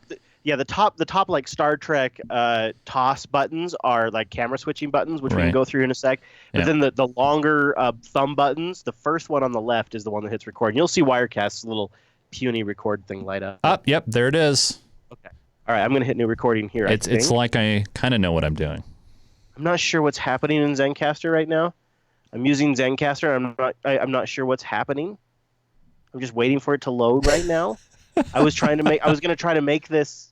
You know what's funny is on Monday, Mike and I. So Zencastr is this web RTC app that does. It grabs your local mic audio and it does a local recording. Oh. And I was gonna. Yeah. But I lost connection. Am I dropping out with you? Or you are dropping out with me because like I said, I would hear like every I would hear most of your words. An hour now, and I haven't had too many problems. But now I go to do this, and this shit starts to get crappy with me, dude. That's the way it works. It is always the way it works. It is always the way it works. It's always the way it works. I have a couple of networks I can choose from. But so Zencastr is this web RTC app that works pretty good in that it captures your local audio. And so you'll see it's running there on the other machine, the Skype machine there. Yeah. And what it'll do is it'll grab the local input from each, it'll record them as WAV files, and then it'll upload them to my Dropbox when it's done. So this is like doing double enders, like more Web 2.0 now. Automatically. That's gosh, man, I could have used that 12 years ago. Oh my God, I know. The only problem is, and this happened to Coda Radio, and it seems to be happening right now, is they run on a single droplet on DigitalOcean on the San Francisco on their set. And so DigitalOcean has like 2 or 3 San Francisco data centers. Yeah. And they have their number 2 data center in San Francisco has had power issues today and yesterday, and that's where they have their droplet hosted. That's where they do it. So I have. Is it bad that it says lost connection to server attempting to reconnect? Yeah, well, they're down. So the last 2 times I've tried to do a show, they've had an outage. It sucks. It sucks super bad, because the idea would be is we do this remote, but we get both ends of the conversation. It sounds like you're both in the same studio. Yeah, that's the beauty of the double ender. And it puts it all in a Dropbox that Rikai can pull down for editing. He's good to go. Yeah. I know. So it really, really, really sucks because I just subscribed just a couple of weeks ago. I just subscribed. I started paying monthly for this, and both times I've gone to use it, they've had a network outage. Right now and during Coder. So when I fire off clips, you hear them? Oh, hold on. Did I roll over the mute? No. No, you see, you have 3 mutes down there. There's too many. I know. There are too many. Hey, you're going to be happy. I'm going to go back to a physical mixer soon. Really? You're moving away from the Apollo? Well, no. I'm going to bring the Apollo into the RV. Ah, good call. It makes much more sense. Yeah, it's more compact. Yeah, it makes perfect sense. And because, if I'm on the road, you're in there, and Wes is in there now every Tuesday doing TechSnap, and if I'm on the road, Wes is in there doing Unplugged. A physical mixer is so much easier for somebody else to come in, like a digital thing. Like if you don't use it every day, it's just too confusing for folks.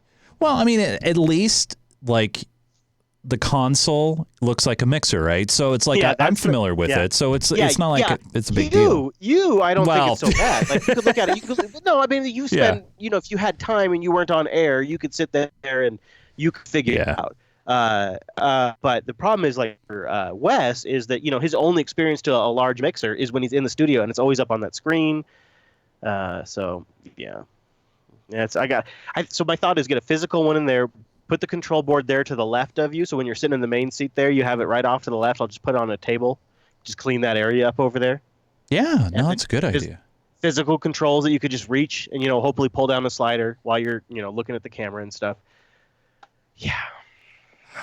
So I don't These know are first world problems, by the way, ladies and gentlemen. First world problems. They really are. Yeah, they really are. I don't know what to do. This sucks so bad that Zencastr is down right now because I so desperately wanted this show to sound good, and now these sons of bitches. It could be a Patreon only thing. Yeah. I mean, because it'd be for them. Hold on, let me move this micro. There we go. Yeah, there we go. Sorry. Pro, dude. Pro. So pro. So it's very rare that I hear spots that I do on other radio stations. But I did today. I was on my way here and I heard my voice. Radio station, CBS. No, it was Cairo. KK. Oh, Cairo. Well, that's a CBS local affiliate. That's what I meant. Yeah. And it was a commercial that I did for West Coast weight loss. And do you have it handy? I could pull it up on. Could you? I could. Yeah. So we have Chrome on there. I would love to hear it. Yeah. Is that the one you sent me recently? Because I do have. No, I don't know if did I ever I think I uploaded West Coast weight loss. But anyway, I'm gonna play. While you look for that, how about I play the one you sent me? Because I have it, so I can play it back to you. So you go look for the new one, for the weight loss one, and I'll play the one that you sent me recently. Okay. You're gonna play it over Skype? Yeah. Oh, okay. Isn't that great? I have I don't have it. Powers. I haven't uploaded that one yet. The West Coast weight loss. My bad. Chase. My bad. Chase. My bad. Have you uploaded the one you sent me? I did. What, do you have that one? I do. That would probably sound better it'd probably sound better on your end. Well, I can't play it on the computer that you're on, right? I have to play it on if you play it on the one with the Dell tilt. Yeah. I gotta find. There's Chrome. There we go. Here, I'll play it. Life is a challenge as you live in the vortex of a cutting-edge and forever-changing world. Lewis Howard is with you, experiencing every teardown, gentrified traffic jam of an arenaless and techie countercultural movement of a record-setting real estate market. Listen to Lewis Howard Live, Sundays 10 to 11 a.m. on 570 KVI, and capture the vibe of an innovative and sensible reality. LewisHowardLive.wordpress.com. Oh, you lost me. WordPress.com. Come on, man. That was the first thing I said to you. Yeah. Come on, man. Don't do that. Like, how could they not get a .com before they go as far as buying an ad on the radio? Well, how does that as list of priorities, right? How do you reverse those two? So first off, this guy. To buy a .com, then you get the radio ad. That's how it works. That's the list of priorities. Well, that's it right there. Godless America, GeoCities. Yeah, buddy. clownpenis.fart. Yeah, that's right. I remember that. No, this guy, I don't blame him too much. He's 35 years in the real estate business, and he's thinking, I'm going to do this radio show on Sundays. I'm going to buy time. Oh, sure, absolutely. And you know what? Yeah. You know what? In some sense, God bless him for having a website to begin with. I totally acknowledge. Some people, his website, by the way, isn't much. It is on WordPress for a reason. It's pretty bare bones, but no, it was interesting because usually I get a phone call from the audio, the production guy. He goes, "Hey Chase, can you come down and read a spot real quick?" I'm like, "Yeah, sure." But on this, he called me up. He goes, "Hey, I'm going to send you an email of a script. Try to come up with some ideas of how you want it to sound like or whatever." I'm like, "Oh, okay." So that's where, because typically I don't do like 30 seconds like that. So that was a fun one. Yeah. You don't? Are they usually longer than that? No, they're usually sometimes shorter, just a quick bumper here and there, or, a few lines, a couple lines here and there, but not like a full 30 seconds. Can you say, how does that, how do they structure that? How do they structure that as a corporation when you're there to do a certain job and it turns out you got a great couple of tubes on you and you could sit down and sit in front of a microphone and do a great job? Like, there must be some sort of incentive structure or something, right? So, or is it just like you do it because there is a big global structure in the building per se. We have sales targets like any media operation. You want to sell certain percentage of ad revenue and things like that. Yeah. So my goal, of course, is to sell, right? And so if I'm able to lend one of my talents so one of our customers has a better sounding commercial and it gets us over 100% for revenues for that particular quarter, then yeah, I get a bonus a little bit. But nothing nothing directly. The only time I ever get anything directly, which hasn't happened yet, is if the spot that I've done it goes to another market or national. Oh, really? Yeah. So, hey, okay. So looks like Zencaster's down. So fuck you. And thanks, Zencaster. Fuck the show you're trying to make. Yep. Yeah. And I just Skype chatted you on that machine there a link to a backup.zencaster.com link that we can use. And unfortunately, because it was a snapshot of their database from like a week ago, it doesn't have my pro account, which includes wave recording. But I think MP3 128 is still going to be better than probably Skype. All right. Audio. So, there we go. Do you hear the echo too? Because I'm going to go turn I off do VoIP. not. I got it. Oh, good. All right. I'm hearing you. Yeah, you're there though. You're good. You're good. Yep. Good. Sounds good. What happened? I reloaded the page. Oh, you did that. I was like, wait a minute, something happened. And now I don't see the little bar moving anymore for me. But oh, really? It doesn't show you the waveform anymore, huh? No. Well, after you reloaded the page. Yeah, I turned off the VoIP features. Fair enough. But yeah, okay. So do I know? I'm hitting recording now. Oh, no, I look hit at that. record. That's so cool. Yeah, and now this is going to be a 128 MP3 that goes to Rekai instead of a wave like I would like, because then it would be a wave from your side and a wave from my side. And the only catch with this is you can't close the web browser too soon because it has to upload to Dropbox. That makes sense. Yeah, that makes sense. Yeah, all right. I'm going to go hit the little girl's room and refill my juice, and then I'll be ready to start. All right, sounds good, buddy. All right, I'll be right back. Boom, boom. So chat room, I'm in the chat, but I'm just as Chris right now because I need to go over to the machine and change the nick.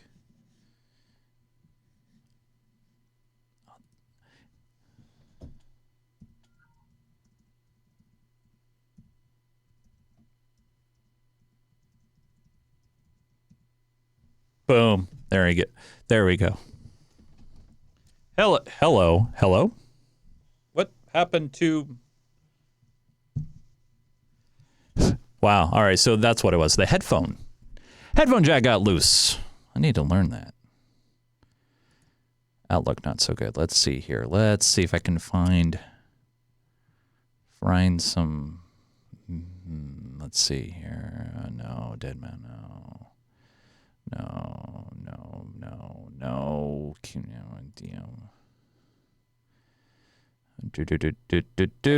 I feel like you've really. This is gonna be easy. So if you look at it, I've done like a streamlined version of our clips. Yeah. And if you look in the file manager. Yeah, I see.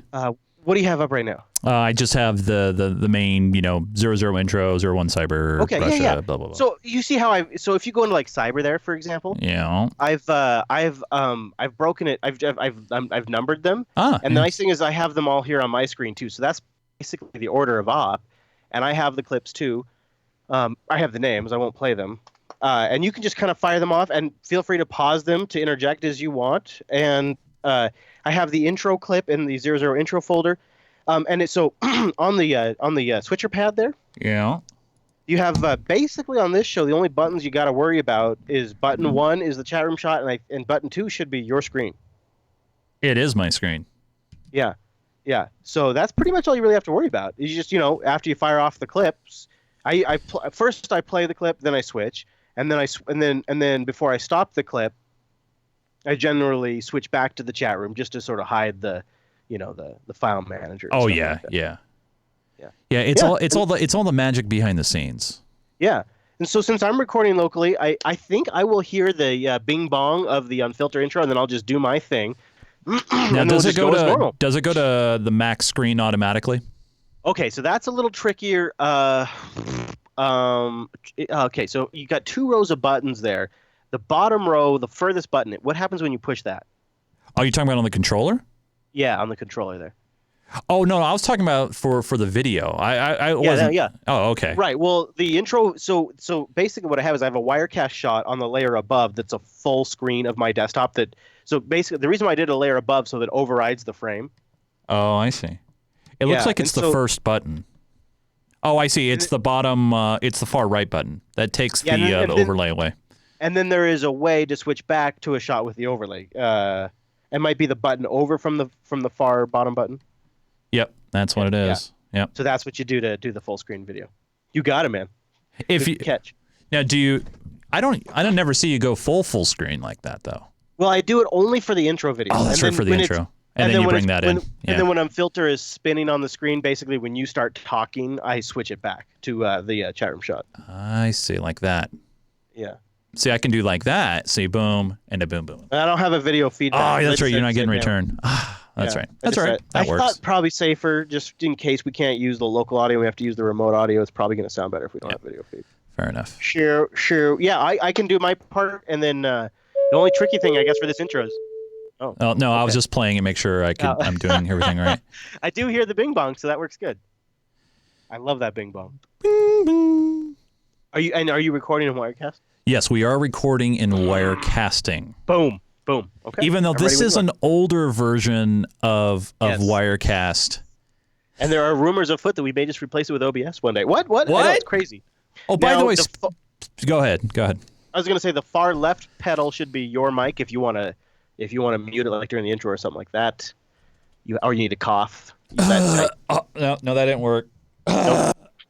There you go. I like my ashes. All right, cool. All right. Good, yeah. All right, good. Oh, I see the little waveforms now. Wow, I'm really peaking. Are you? It looks. I was. You know what? I was worried about that. It looked like it was peaking too, like the. Yeah. Well, I mean, according to Zencaster, so I am. But if you look at your mic, so if you're no, looking we're at good. the mixer, I'm looking at the mixer. I mean, our levels on the mixer are fine. I know. It's the input going into. I think it's too much level going into that PC. Well, that I can turn down. So if you look at on the console for channel 1, like you can switch between aux 1 and aux 2. I'm not sure which one is feeding that PC, but you could probably turn them both down a bit. And you have to toggle between aux 1 and aux 2. Oh yeah, it is at like 100%. You could bring it down a bit, and it might fit. Yeah, because I would like Rikai to be able to use that audio, and it looks like it's clipping to me too. All right, I brought down the recording interface a little bit. Yeah, so we'll see if that. I don't understand why it would be clipping either. That's the thing that doesn't make sense. Yeah. No, it's like it's something for some reason it's like maxing it out on that PC. But Rikai also checked the the input and Windows volume, and it's not crazy. But you still look like you're peeking out to me. Yeah. And that's the thing is I'd really like this to sound good. I don't understand why that's happening. Is that more of a is it a Chrome thing? Like. Because it is using the quote-unquote microphone. I don't know. I don't know either. I mean, I feel like it's the audio interface coming into that Windows PC, but I'm not sure. Yeah, it's Windows. Blame Windows. Yeah, you're totally clipped out, dude. Jeez, let me see, because I'm looking at recording devices. Oh, you know what? I see it. Hold on. Do you? Well, yeah. So it's using the M track. And the M track, right? Wow, it's like at. I wonder if you could go to the M track. You'd have to find it on that PC, but yeah, it's got to be that. Hold on, see if I can. You could turn it down on the actual physical M track, possibly the main input or whatever. Yeah. But I think Rikai checked the software settings, so I think it'd have to be the actual dial on the M track. All right, and where's the M track at? Well, I'm not so sure. I think it's the M track that's over by the mixer, over by the Apollo. Do you see an M track over there? I see the M audio. Yeah, hold on. Let me dial that down because that's what's really peaking it. That's what's going on. So give me a sec. God, I love you, Chase. I love you. You're doing great. This would be really good because if we can use the audio from both ends of this recording, this could sound as good as it possibly can while I'm on the radio. Like we're both in studio. The only thing that would really make it stand out is the fact that I'm on a headset instead of a regular microphone. So that would be so awesome. I'd love to be able to be on the road and not have a huge hit in our audio quality because we have all of the technology. It's just a couple of little things that have to be worked out, but they're the difference between sounding like total shit and sounding great. So if Chase is clipping, that means every clip he plays will also be clipping. Check 1, 2. No, it's still peaking. Damn it. Is it? Damn. You got this, Chase. You got this. Man, my feet are so dirty. I've been walking around barefoot a lot.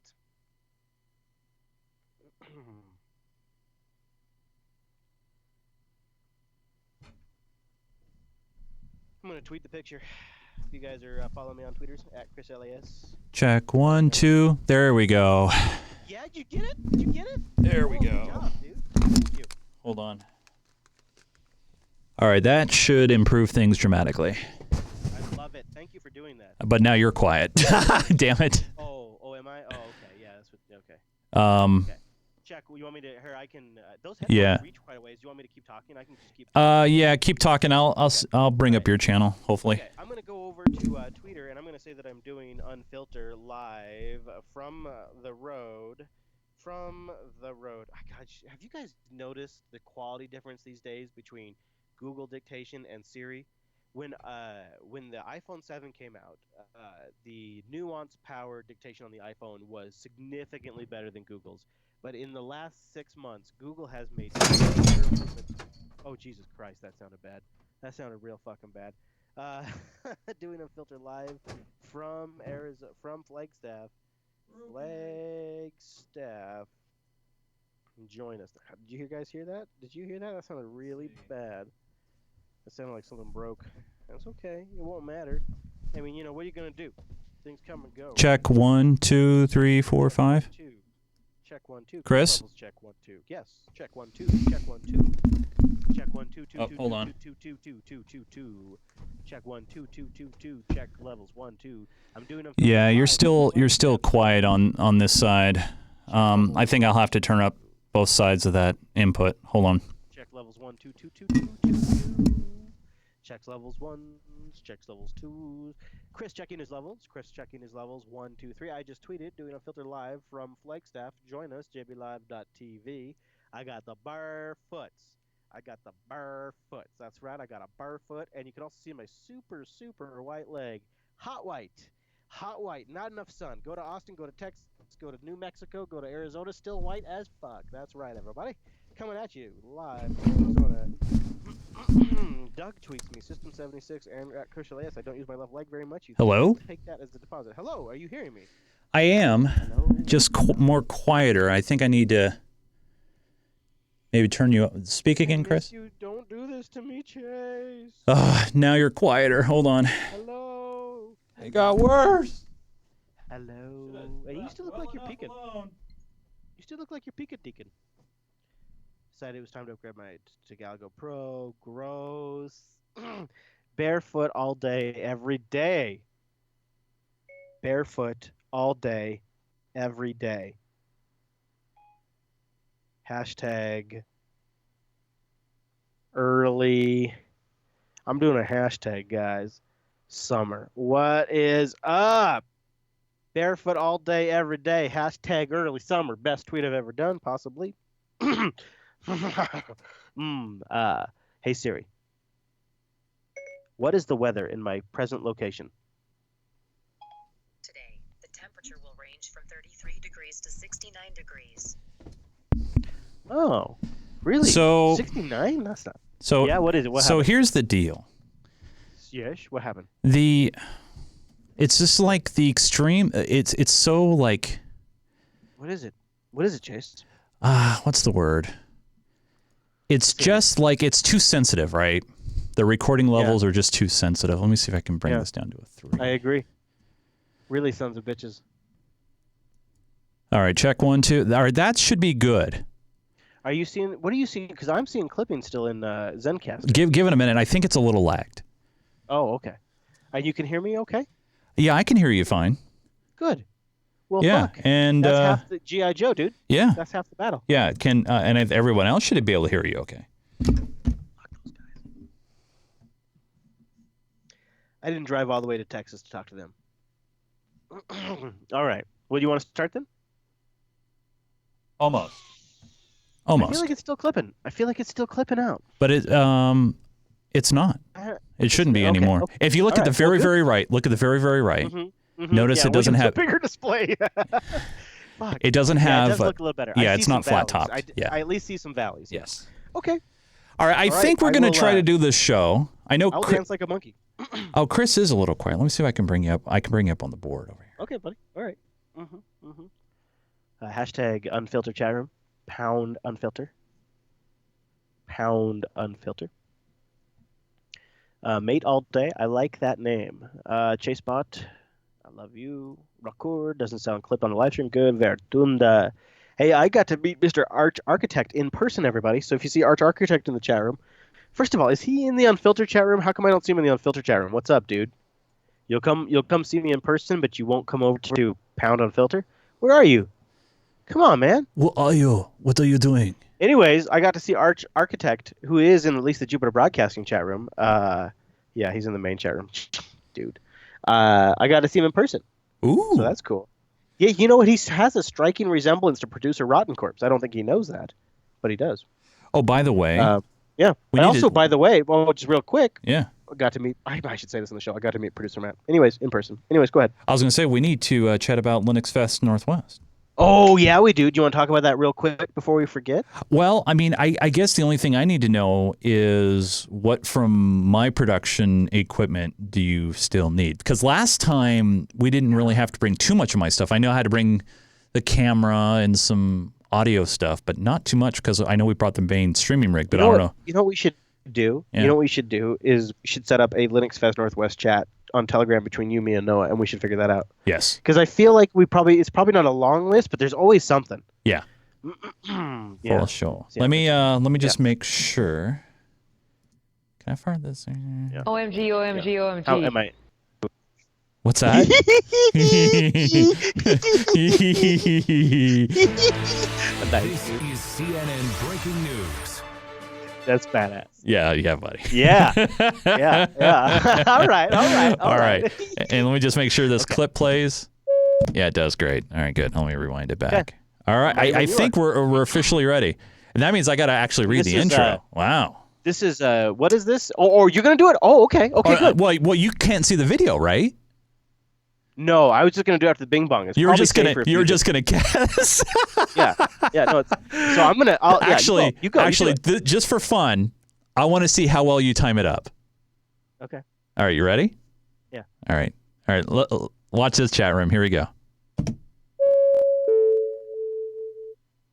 This is Unfilter, episode 263 for April 12th. Let me. Yeah. Was it 263? No. Was it 263? Did I get it right? No, not even close. I thought that's what really screwed me up. Not close at all. All right. But, yeah. All right. What is it? Well, the timing was all right. No, this is Unfilter, episode 232. It's one of those numbers. Yeah. All right. Go figure. The main Zencaster is back online. Rikai tells me, but I think we'll just go with the MP3. It's okay. Okay. All right. Here we go, you guys. Unfilter 232 begins in a 3, 2. This is Unfilter, episode 232 for Wednesday, April 12th, 2017. Let me say a few words about recent events. Yesterday, chemical attack. A chemical attack that was so horrific in Syria against innocent people, including women, small children, and even beautiful little babies.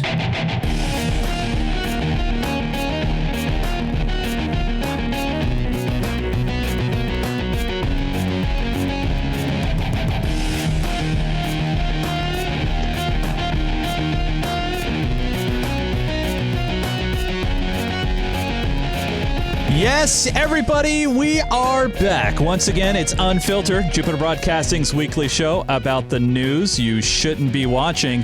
And for a first of everything, guess what, everybody? I'm at the controls, and guess who isn't here in studio? It's Chris Fisher. How's it going, buddy? Hey, buddy. You know what? I've never felt like I've been in better hands.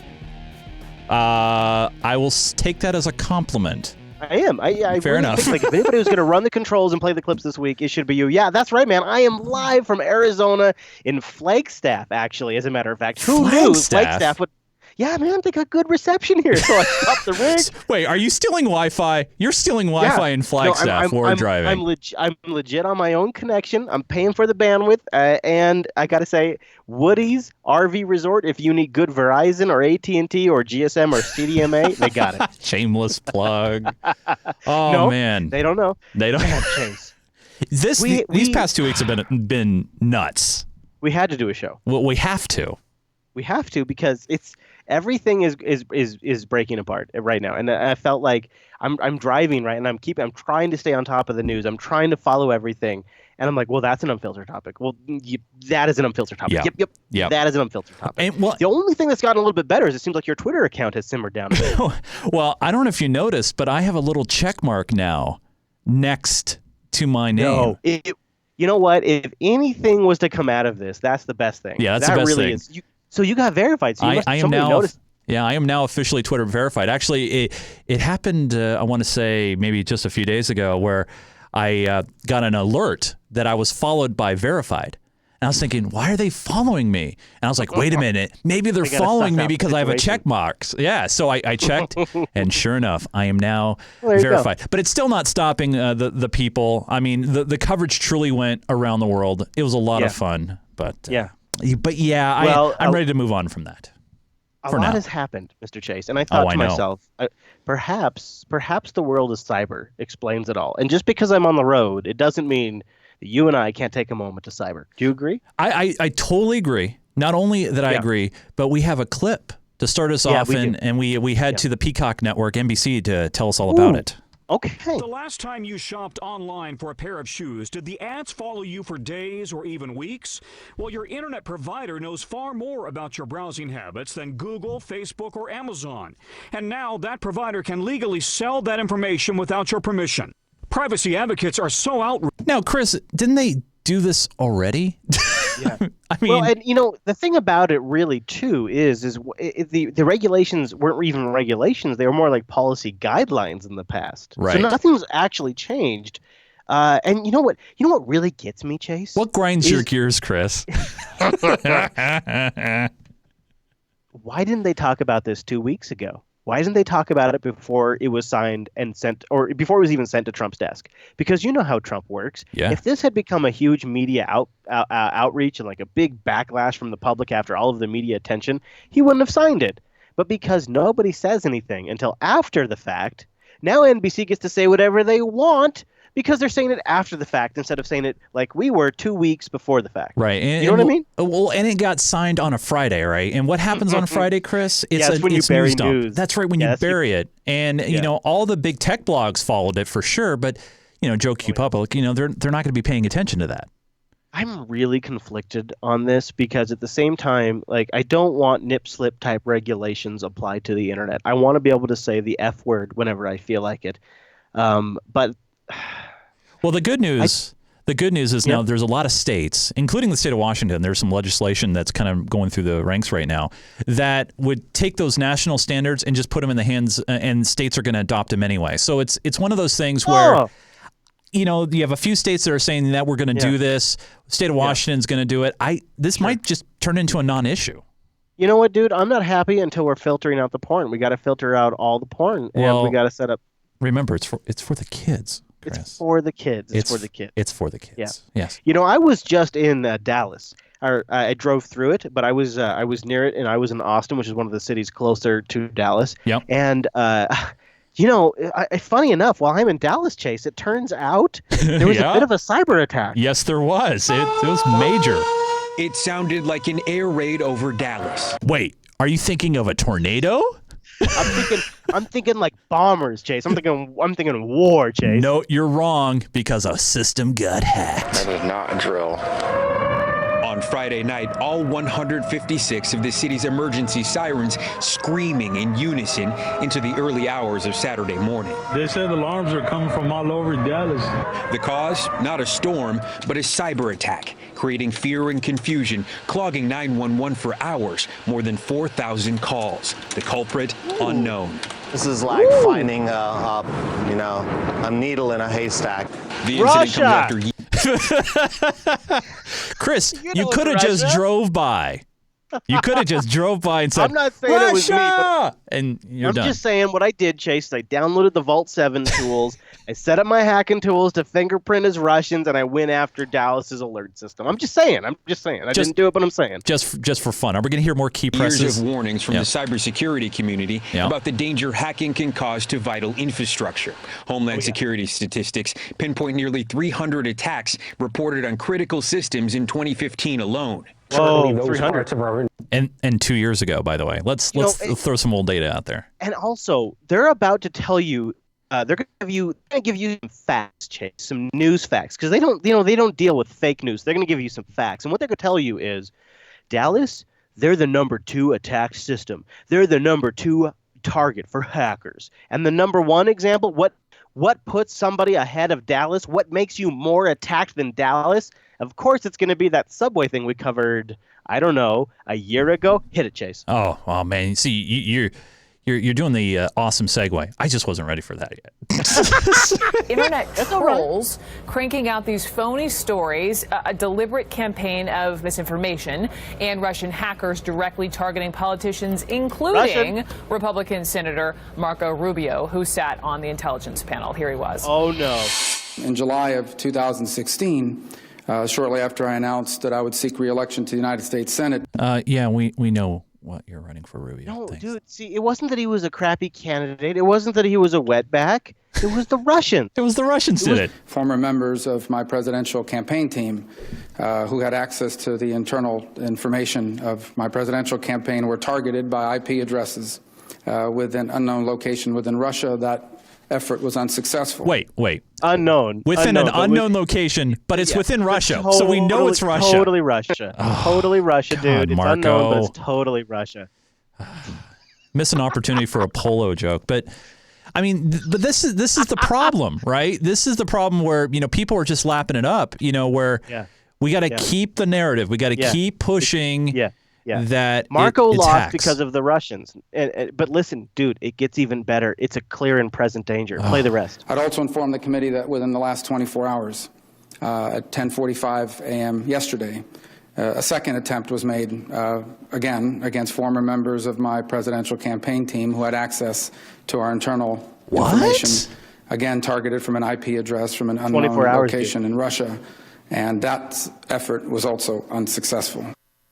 Well, clear and present, ongoing within the last 24 hours. They're still going after Rubio. You know what, dude? For Putin, the election isn't over. No, he's still going after Rubio. He's still going after Hillary. He's probably. You really think he's that probably Putin prank cares? calling Donna Brazil right now? Putin is personally prank calling Donna Brazil. You don't understand. See, Putin has a secret group on Telegram, okay? And he's got all the senators in one group and all the House of Representatives in the other group, right? Or all the congressmen. It's just like, come on, man. Today, to inform the Senate that I was hacked 24 hours ago. Bull crap. Right. Bull crap. Well, and it's like it's. What I was going to say. Well, what if it's not Russia, but it's really the CIA, and they're using a special tool. I'm just saying hashtag Vault 7, Chase. Oh, hashtag Vault 7 The indeed. CIA possesses a tool, apparently, for disguising the source of its hacks. Where are you? That's according to the latest release of... Where are you? Where are you? I've been completely drunk and I've lost my camera. There's too much monitors and I missed my mark. You know what? The unfortunate thing is, dude, that station has less cameras than Como or King or Cairo. Right. Like I gotta tell you, that Russia Today station maybe has 2 cameras tops, and this dude is losing track. I'm thinking he's losing track of his prompter is what he's really losing track of. Yeah. And Chase, I got good news for you. He loses track again. when the gal comes up on screen, he'll verbally say, "Oh, I need to step back. You're over here. I need to." This guy is he's drunk, Chase. He's drunk. And this is the problem. It's live. It's in a garage somewhere. They need vodka to keep going. Yeah, you got to play it again. Yeah, we'll play from the top here. Here we go, you guys. Right there. The CIA possesses a tool, apparently, for disguising the source of its hacks. Where are you? That's according to the latest release of classified documents from WikiLeaks. I'm here. It's called Marble. Artist Polly Boykin now joins us live from London to tell us more about this. I'm back here. Hi, Polly. Right, this is big news has come in today. It can seem a little bit complicated to the uninitiated. Take us through it. Yeah, that's true. By the way, did you catch him putting his finger up to his right ear?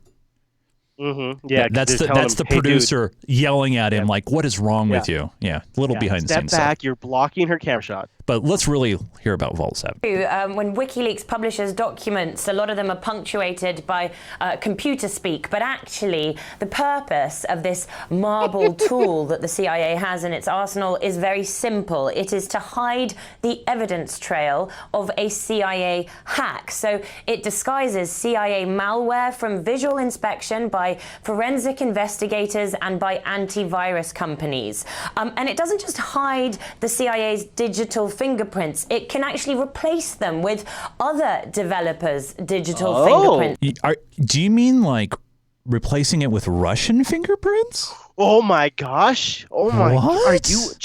Are you implying that the CIA could have done an attack and then left the fingerprints of another nation, including their keyboard map, their time zone information, and the language in which they used, and that could somehow be automated on a computer? Impossible. Chris, as they would say, I can neither confirm nor deny that. As well, so it can point the finger at somebody else entirely, and it's highly sophisticated in terms of language tools. It can make a hack look like it was carried out by somebody whose first language is Chinese, Russian, Korean, Arabic and Farsi, from which you might infer that China, Russia, North Korea and Iran are of particular interest to CIA hackers. And that's probably the most interesting aspect of... Wait, who's this guy? Wait, what? There? Well, there's this guy, this gentleman. Yep. He's just there. You mean on the B-roll? Yeah, well, not on the B-roll. Like, it's RT London. It's just this dude. He just shows up. Yeah. RT, come on. But well, I mean, that's how you have authoritative reporting, because you're RT. And the whole thing is, Chase, is you can talk to people, and you're in London, and you're in the U.S., so therefore you're authoritative. It's automatic. That's how it works. So here's the thing. Like, why wouldn't Marco? I mean, you would think Marco would know about this tool, right? Or is he thinking that this tool doesn't exist and this is just more RT propaganda kind of stuff? God, that's a good question. Because you would think that he would be smart enough to know. I mean, he is, from the generation of us, right? Because he's with us. Let's flip this around. Okay. So let's say that Jupiter Broadcasting was this huge multinational corporate. Actually, which it is, but funny enough, it is. Yeah, it is. It's not very big. Yeah. But let's say it's a traditional multinational corporation. And like your Dells, like your Apples out there, you work for it, and you're in a high-level position within the company. You don't run the company, but you work for it. You worked for a long time. It's what people know you for. And the company is going down a new path. They're going all in on the cloud. They're going all in on tablets. Yeah. And even if you've been the guy that's developing the workstation for the desktop for a long time, you understand that the company is positioning itself as a tablet company, and now you gotta toe the company line.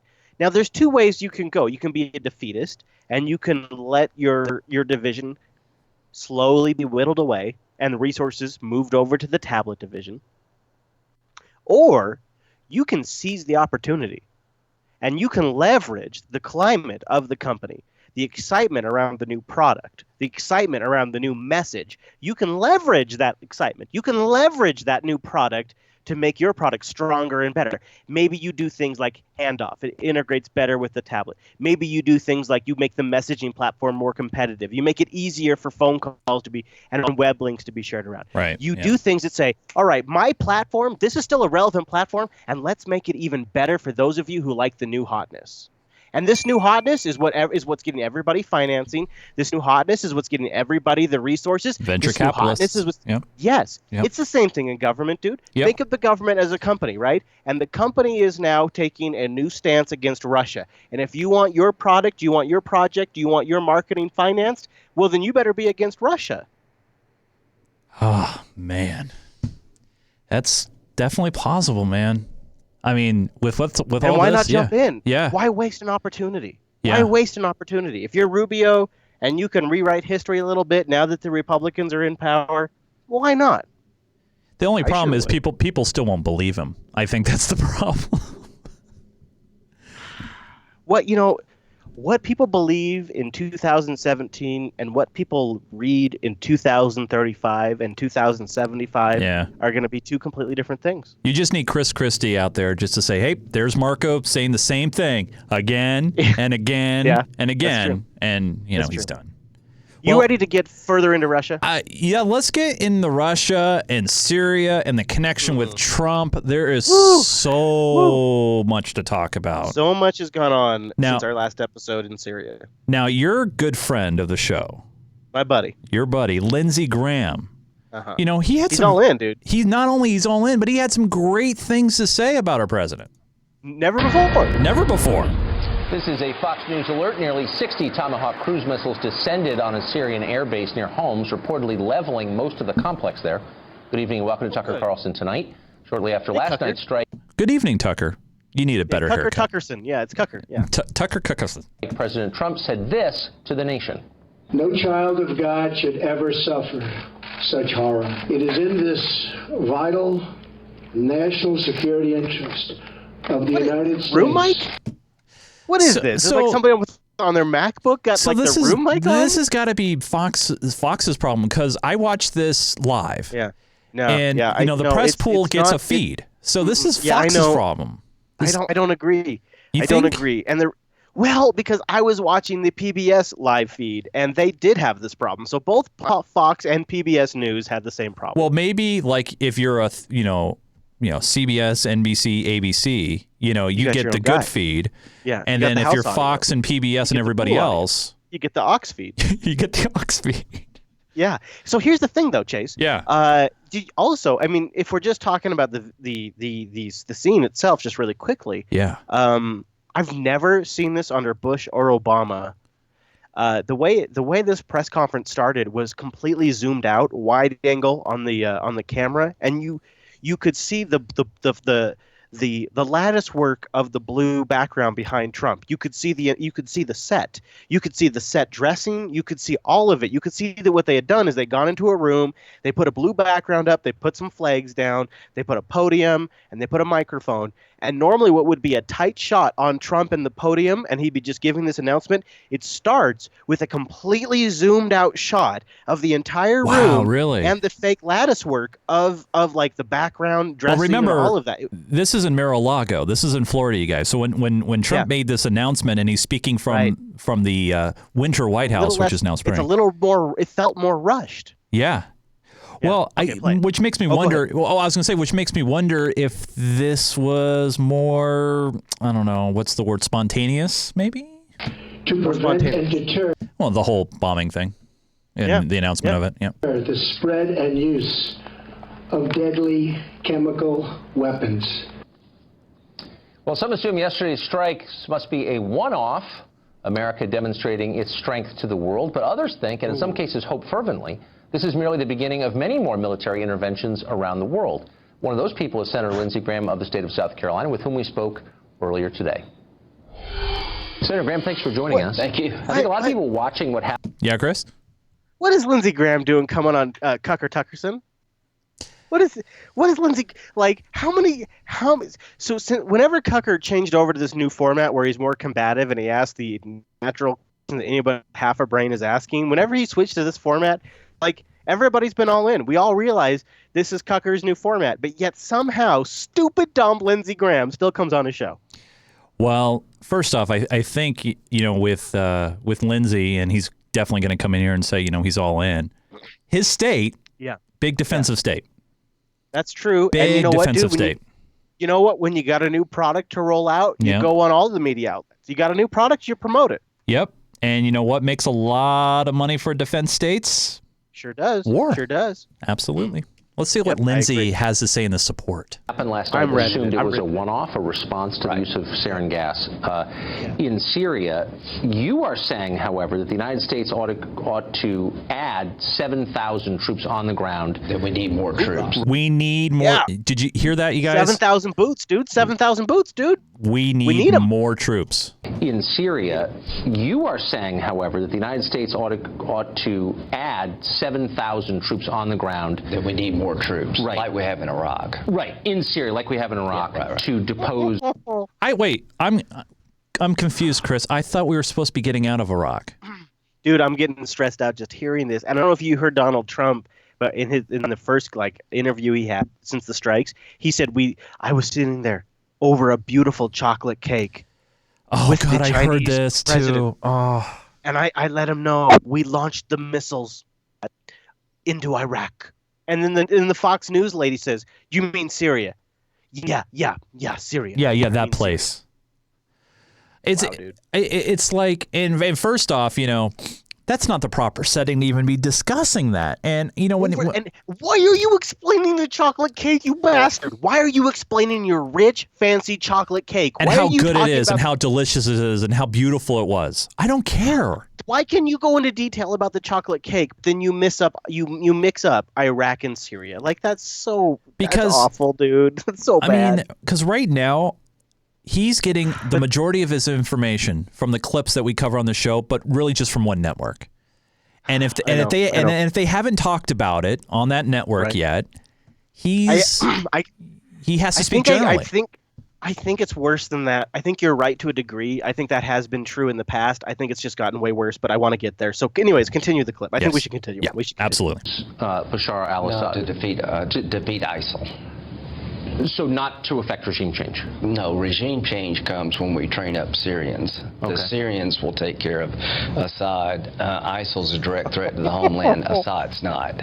I'm not suggesting that Bashar Assad is going to attack America. I do believe ISIL would if they could. And we have about 6,000, 7,000 troops in Iraq. And if we had about that same number, we could take Raqqa sooner and we wouldn't have this Kurd-Turkey. Chris, all we need is 6,000 to 7,000 troops. Well, that's all we need. Boots. We just need some boots. Look, we've got the CIA. We've got all the guys we've trained. We've got our partners from Turkey and Saudi Arabia over there, but it's not enough. We've also got the people we've hired that are Al-Qaeda affiliates. Not enough. What we need is 7,000 troops. And by 7,000, I mean that's the initial deployment. Right. But of course, give me 3 more months, and now it's 12,000 months. Yep, and then give me another 6 more months, and now it's 15, 16, 17. Oh, 35,000. Oops. and you know what this turns into? This turns into the big thing that Trump wants to do, and that is, of course, to increase the defense budget by, 15, 20%? I mean, some outrageous number. All part of it. All part of it. More threats to the homeland than ever, Chase. That's right. We got to keep those boots on the ground and keep America safe. Fight. More Arabs would join the fight if you had more American troops. So I think you're going to see a ramp. Wait. Yeah. All right. Let me. It's math, Chase. No, Chase. Yeah. It's math. Let me walk that back so you guys can hear that, because Lindsay just said if we have more Americans there, that means the locals will get involved sooner, and we wouldn't have this Kurd-Turkey fight. More Arabs would join the fight if you had more American troops. So I think you're going to see a. I'm sorry. I fully disagree with that. No, it's real simple math. So what you do is you take 1 Arab plus 1 U.S. troop equal 10,000 times more activists. It's Lindsey Graham math. It's an offshoot of Common Core. What's your problem? Well, if I'm getting my Common Core from Betsy DeVos, then I would agree with you. Okay.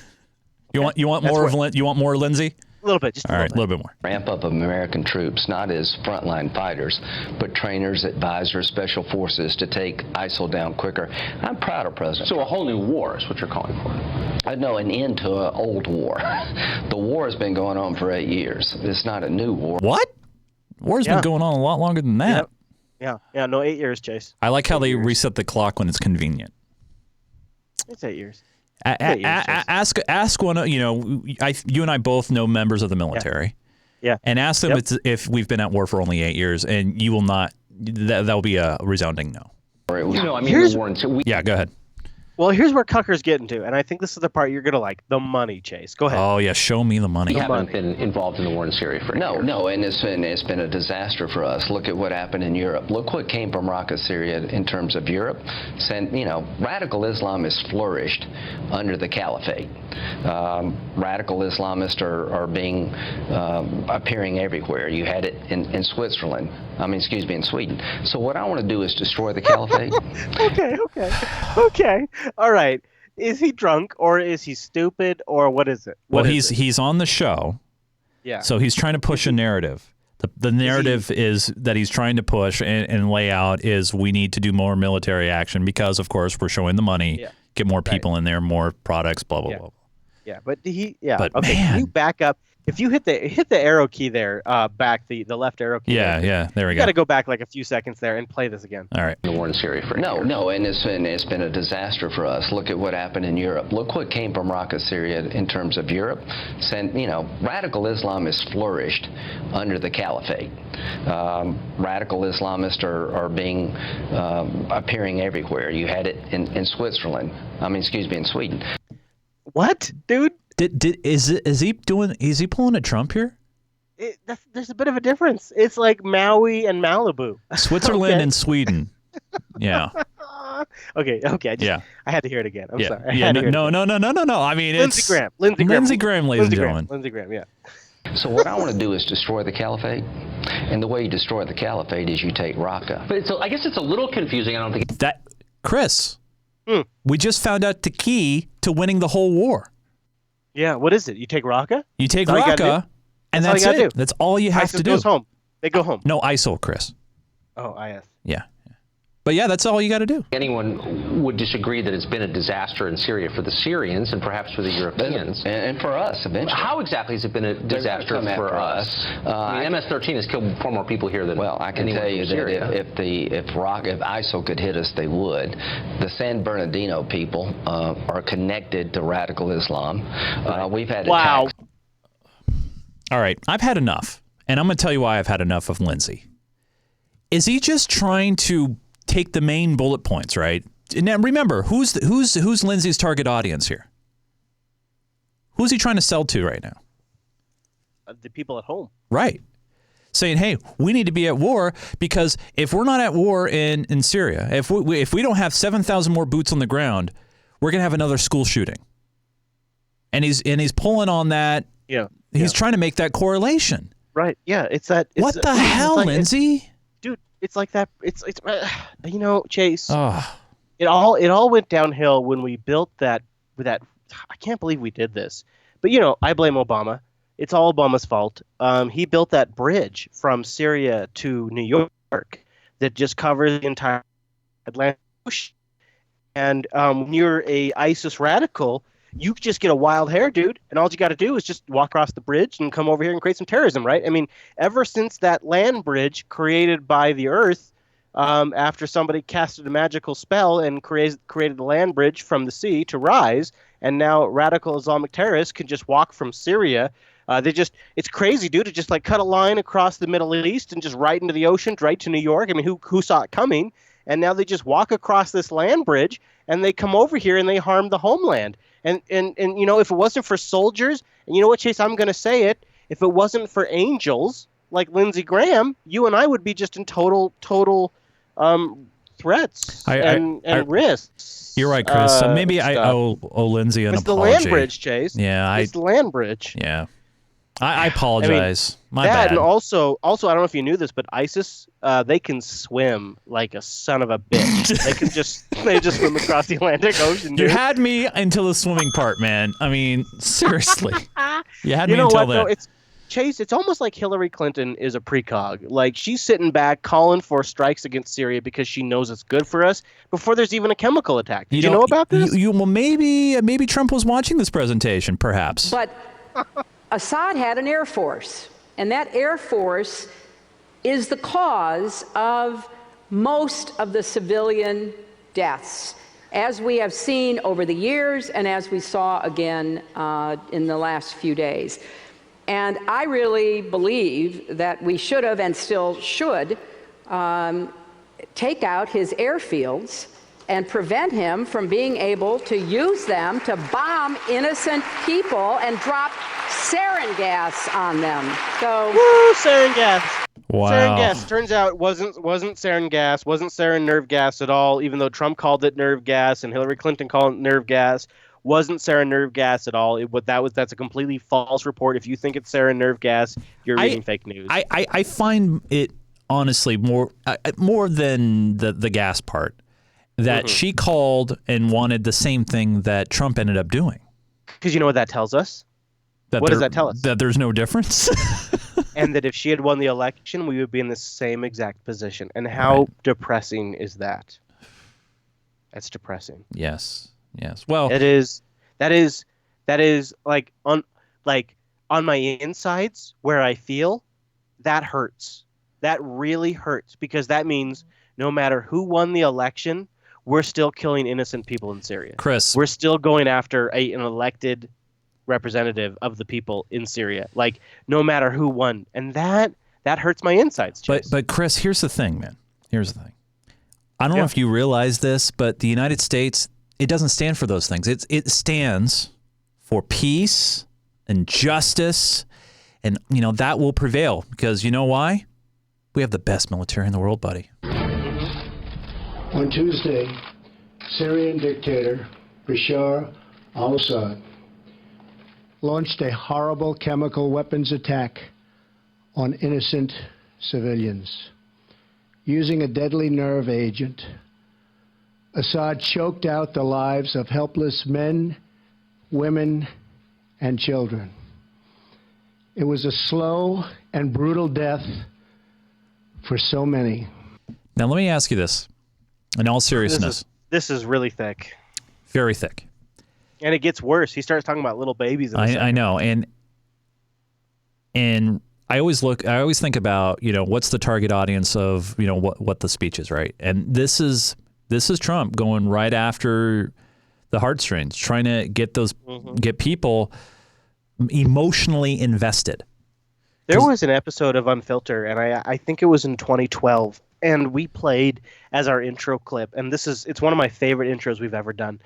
We played a succession of U.S. presidents talking about the atrocities and why they had to go in, and why war actions were justified. And now Trump is added to it. And I was looking, Chase, and when that episode, I believe that episode aired in 2012. Wow. Yeah, that's how long we've been following this. That's amazing. Let's continue with this very somber announcement. It gets better. Even beautiful babies were cruelly murdered. Oh, there it is. Babies murdered. Beautiful. No, Chase. Beautiful babies. Beautiful babies murdered. Yeah, beautiful babies have been murdered. Which, if you're in, not to bring up abortion, but that's one of those lines that Republicans will always talk about, babies being murdered. So, common theme? Maybe not. In this very barbaric attack, no child of God should ever suffer such horror. Tonight I ordered a targeted military strike on the airfield in Syria from where the chemical attack was launched. It is in this vital national security interest. Apologize for the audio, by the way. That's from Mar-a-Lago. Of the United States to prevent and deter the spread and use of deadly chemical weapons. There can be no dispute that Syria used banned chemical weapons, violated its obligations under the Chemical Weapons Convention, and ignored... No dispute. No dispute, Chase. There can be no dispute. Nope. I completely disagree, actually. I completely dispute. But the audio on this is so bad, why don't we cut it off? Because Fair it's enough. just off. Yeah. I don't know how good our audio is. Well, the final product will speak for itself, but I am a podcaster on the road in Flagstaff, Arizona, and I'm trying better than they are. I don't know what to make of this. I want to come back to Trump, and I want to come back to him and what his voting base wanted. I want to talk about all of that, but can we take a detour? Can we take a detour to Spicy Sean? Because oh man, he's had a man. rough week, and I mean, recently as of yesterday, I mean that was the pinnacle of it. It's rough, man. It has been rough for Spicy. What's going, Sean Spicy? What are you doing, buddy? The goal for both of them, the goal for the United States, is twofold. As I've stated, it's one to make sure that we destabilize Syria. What? Wait. What? Oh, sorry. What? I'm sorry. I'm sorry. What? Let's. Are you talking about a sovereign nation there, Sean? Are you talking about destabilizing it? No. He didn't say that. Hold on one sec. Hold on. Let me replay this. We have it on tape. I don't. No. Hold on. The goal for both of them, the goal for the United States, is twofold. As I've stated, it's one to make sure that we destabilize Syria. Chase, we've talked about this, okay? Sean, you can't just do this. Can't do this, Sean. It's a slip. He slipped so much in these past few days. He slipped up last week. Hell, I think he slipped on his first day. So, I mean, this is Sean's thing, but I mean, let me just make sure this is true. The goal for both of them, the goal for the United States, is twofold. As I've stated, it's one to make sure that we destabilize Syria, destabilize the conflict there. All right. Yeah, the conflict. He said it. Chase, said what it twice. This really is, yeah. And I just need you to get out of your liberal bubble. Bubble. Yeah. That's sorry. what it is. No, Chase. I'm a it's snowflake. a liberal echo chamber, and it's your fault because what this is that this is intentional transparency, and this is what the American people have been. Okay. Transparency, Chase, transparency. Okay, so here's the thing, right? Or so he misspoke. Okay, but. What is now when you're he misspoke. He misspoke. However, I mean, one thing you don't do though is probably invoke the name and compare to probably the worst person in modern history, world history, right? I would say modern, last 100 years, right? 100 years. Yeah. Recent memory. Recent memory. Yeah. Here we go. Yeah. Yep. This one's going to be interesting. I think a couple things. You look, we didn't use chemical weapons in World War II. What? You had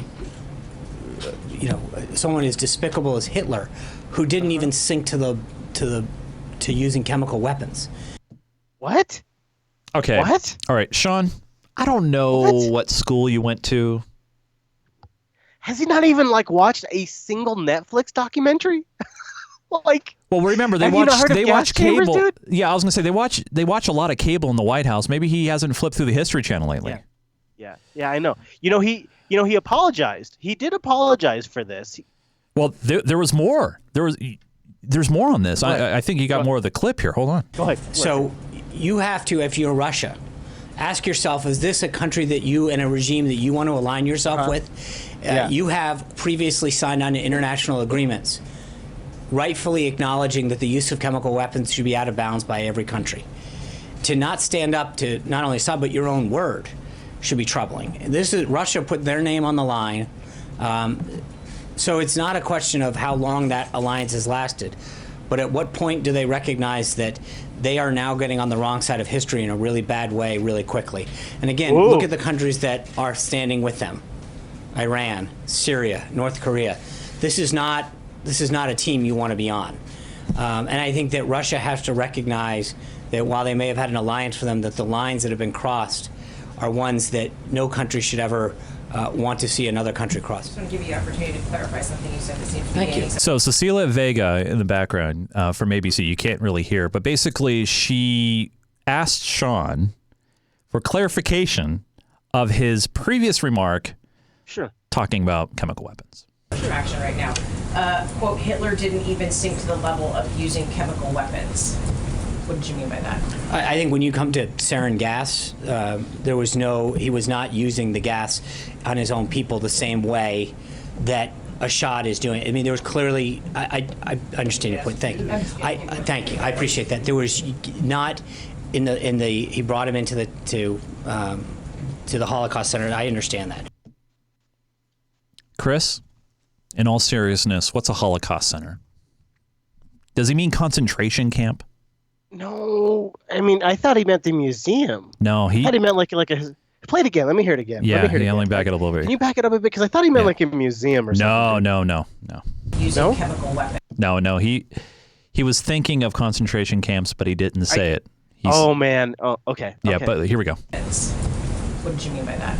I think when you come to sarin gas, he was not using the gas on his own people the same way that Assad is doing. I mean, there was clearly. I understand your point. Thank you. Thank you. I appreciate that. There was not I see. in the he you know brought what him he's into the Holocaust Center. I understand that.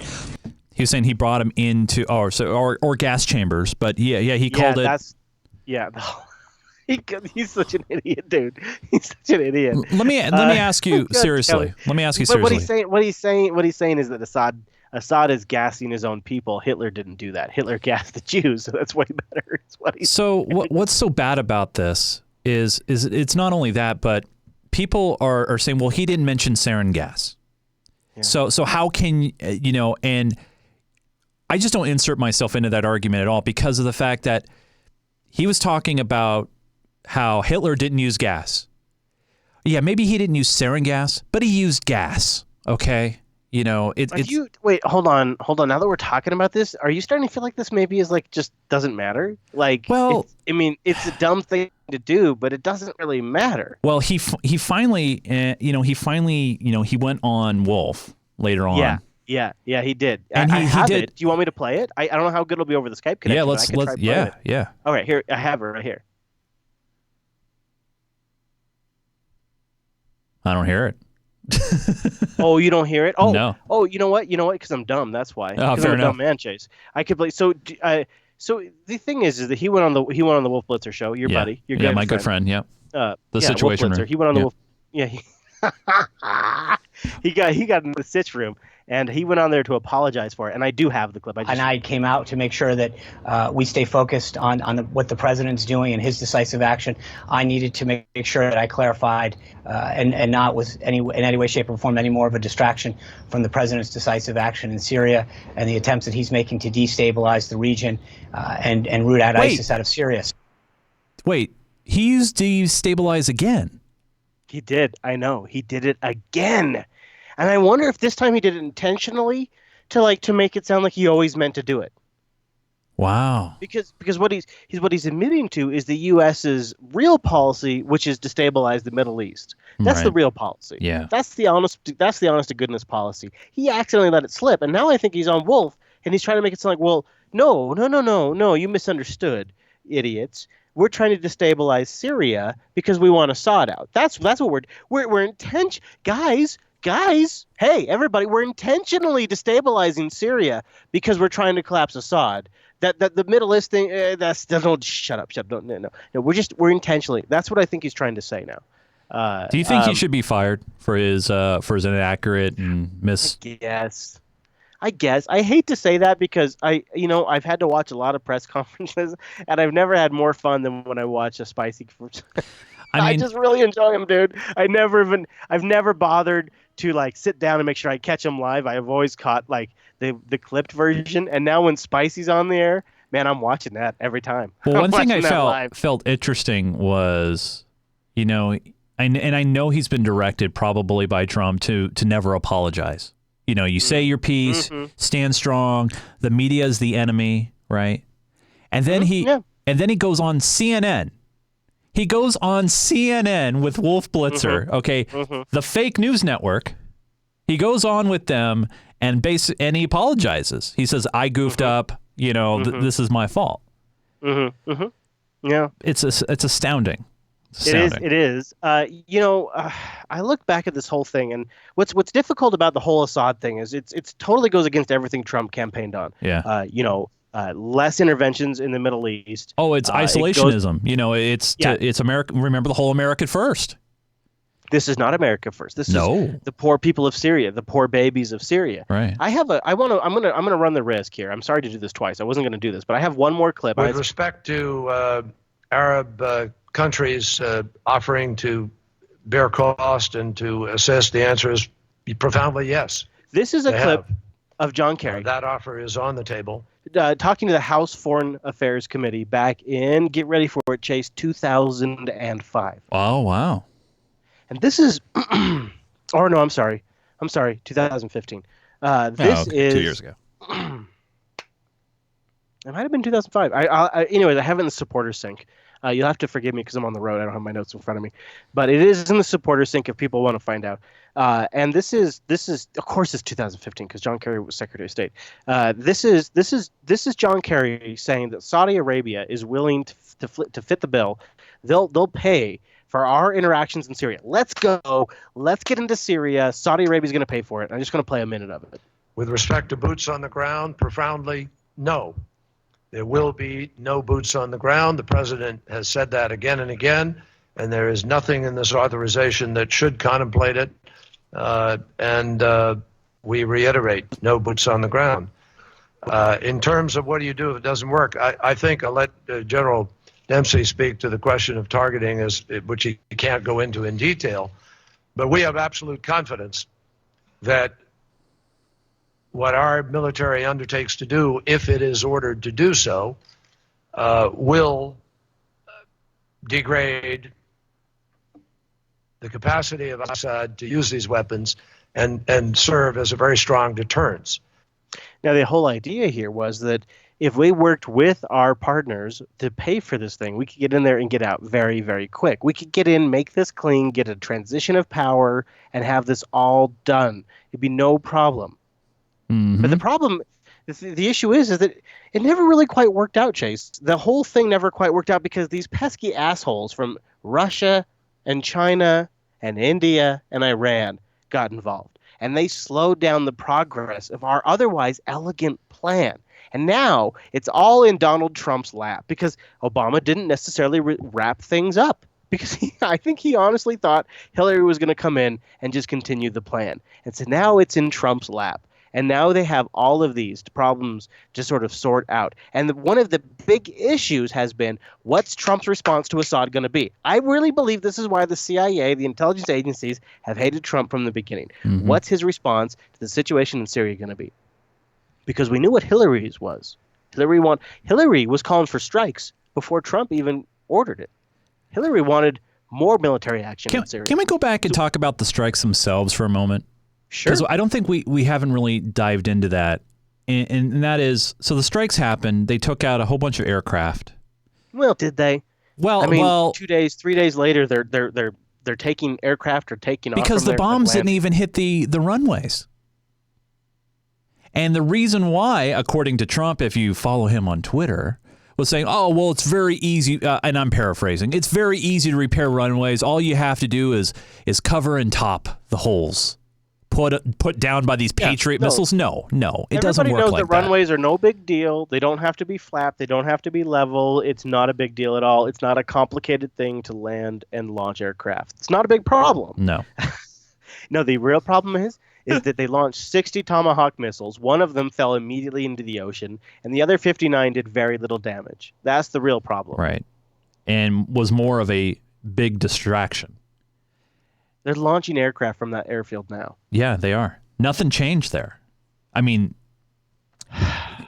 and that's where what bugs me is a lot of outlets in the mainstream media just instantly gave them a pass because yeah, it pulls at your heartstrings, right? It feels like the right thing to do. Yeah. They launched chemical attacks. That what we're being told that happened. Let's go after the airfields. Yeah, and during Hillary's presentation, the people started to clap for that, right? Because that's something that everybody can kind of put together. Think of the children. Exactly. Think of the children. Yep, the kids. Brian Brywye, your buddy. My good buddy. Yeah, Brywye. Like he thought it was finally. We're taking military action. We're striking the Assad regime. It's Brywye even called it beautiful. Do you have the clip there? He called it, yes. He called it beautiful. Go into greater detail. We see these beautiful pictures at night from the decks of these two U.S. Navy vessels in the Eastern Mediterranean. I am tempted to quote the great Leonard Cohen. I'm guided by the beauty of our weapons, and they are beautiful. Gross. So does he feel patriotic when he sees missiles? But is that what he's trying to get at? I'm sorry, I don't mean to be gross here, but it honestly, to me, it sounds like Brian Williams has an erection, and I apologize for saying that, but it really play it again, dude. It sounds Yeah. like it sounds like he is. This is MSNBC. Yeah. Okay, this is Go into greater MSNBC. detail. We see these beautiful pictures at night from the decks of these two U.S. Navy vessels in the Eastern Mediterranean. I am tempted to quote the great Leonard Cohen, "I'm guided by the beauty of our weapons." And they are beautiful pictures of fearsome armaments making what is for them a brief flight over to this airfield. What did they hit? What are you... Beautiful. Yeah, beautiful. Let's talk about the timeline for a second Yeah. here, which I think is interesting because the U.S. military does respond pretty quickly, but it is a large organization, so you have to take that into consideration when you hear news like this. So Tuesday, supposedly April 4th, the Assad regime, in a really odd maneuver, which is hard to explain by any an analyst or a hobbyist, when things are going well. They've got Russia behind them. They've got China behind them. They've got India behind them. They've got Iran behind them. And 2 days prior to this attack, they have a statement by the Trump administration, or just for fun, let's call them the regime. They have a statement by the Trump regime that they don't give a fuck about Assad. They don't give a fuck what happens to them. They don't give a fuck where he goes. Pretty much, they just want shit to be solved, and whatever happens, happens. Bygones be bygones. This is essentially the statement that comes out 2 days before the chemical attack by the Trump administration. And this is when Russia's behind Assad. This is when things have never been going better. This is when we have the least amount of support behind the CIA assets in Syria. And what Assad decides to do in this moment, the best thing that he can think of, the most strategic operation that he can make, is to fucking kill his own people, to sit there and bomb his own people with chemical weapons, because nothing would be better than to bomb his own people, to kill his own people with sarin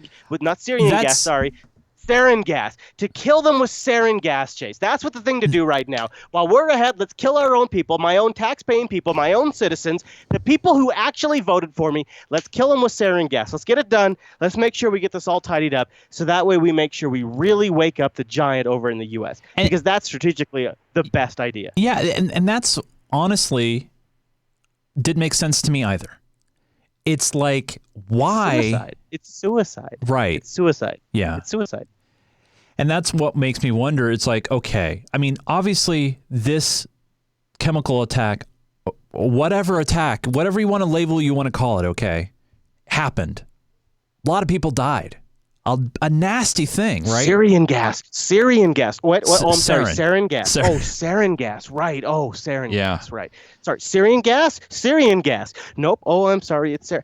I'm telling you, I'm watching the live coverage, and they're actually calling it Syrian gas in the live coverage. A nerve agent called Syrian gas. Oh, I'm sorry. My producers tell me it's sarin gas. And then it turns out it's chlorine. It's not even sarin. It's chlorine. Maybe so it sounds better? Well, so okay, let's take another track here. So let's go by the evidence. So the evidence that we have, the only evidence provided is imagery and testimony by an anti-Assad activist who just literally days before there were any kind of attack, was decreeing, just absolutely publicly decreeing the Trump's administration policy. The Trump regime's policy regarding Syria, where they said, I don't really give a shit what happens to Assad. This group is the same group that is now reporting they're our source for the chemical attack. They're our source. You see, this is where I begin to have an issue. A pair of U.S. Navy destroyers were launched the same day the attack happened. The same day the attack happened, Yep. 2 destroyers turn around. They're leaving. They turn around. They come back to the border of Syria. They begin to pre-program. This is really what gets me. And I think the only way I can convey the reason why this gets me is because the emails I've had from folks that listen to this show, the folks, Chase, that listen to this show in the military, the folks, who've said, when you hear about it in the news, we're a week ahead of you. We're 2 weeks ahead of you. We're a month ahead of you. Yeah. So these ships, they turn around, Chase, on Tuesday, the day of the attack. Before Trump's gone to a microphone, anything, these ships turn around. they begin to manually program the Tomahawk missiles with the coordinates of this airbase. Now, either the soldiers on this ship had a direct line to the CIA to get the most latest information on where this attack was launched from, or this was a pre-calculated target.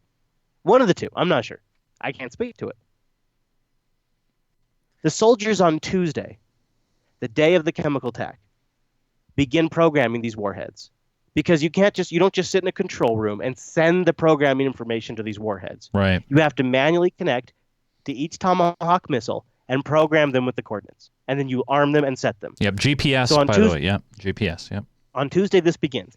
Then on 2 days later, after Trump's gone and said talked about the babies, after Trump's talked about the babies, after we've all heard Lindsey Graham talk about how great Trump is doing, 2 days later, they launched 59 missiles. And somehow, with the greatest, most expensive military on the face of the planet, in the history of the planet, we only do such a good job that 2 days later, these guys are landing and flying airplanes from the same airbase. Impotent. Now, they say there was fuel storage there. They say there's munitions there. They say that there was chemical weapons there. It's called Al-Sharat. It was supposedly home to 2 squadrons of Russian-made Su-22 fighter bombers operated by the Syrian Air Force. Legitimately, that's how it works. It's not like Syria's sitting there building their own airplanes. They're getting them from Russia. This is a proxy war, ladies and gentlemen. Now, we have satellites. So America was tracking this airbase from day one. We've been tracking it for years. So when Al-Sharat has planes take off, we're watching it. So on the morning of April 4th, 2017, we see these planes take off. This happens. It's indisputable. This is what happens. We're watching these planes from the moment they take off to the moment that they begin bombing this area that was the same supposed area that this chemical attack was launched from. I don't think you can dispute that there were Syrian Air Force airplanes, Su-22 fighter bombers, conducting a bombing program in that area. You can't dispute that. No, that you happened. can't. Yeah, yep. Fact. Yep. Nothing says, though, they dropped chemical weapons. We have no proof of that.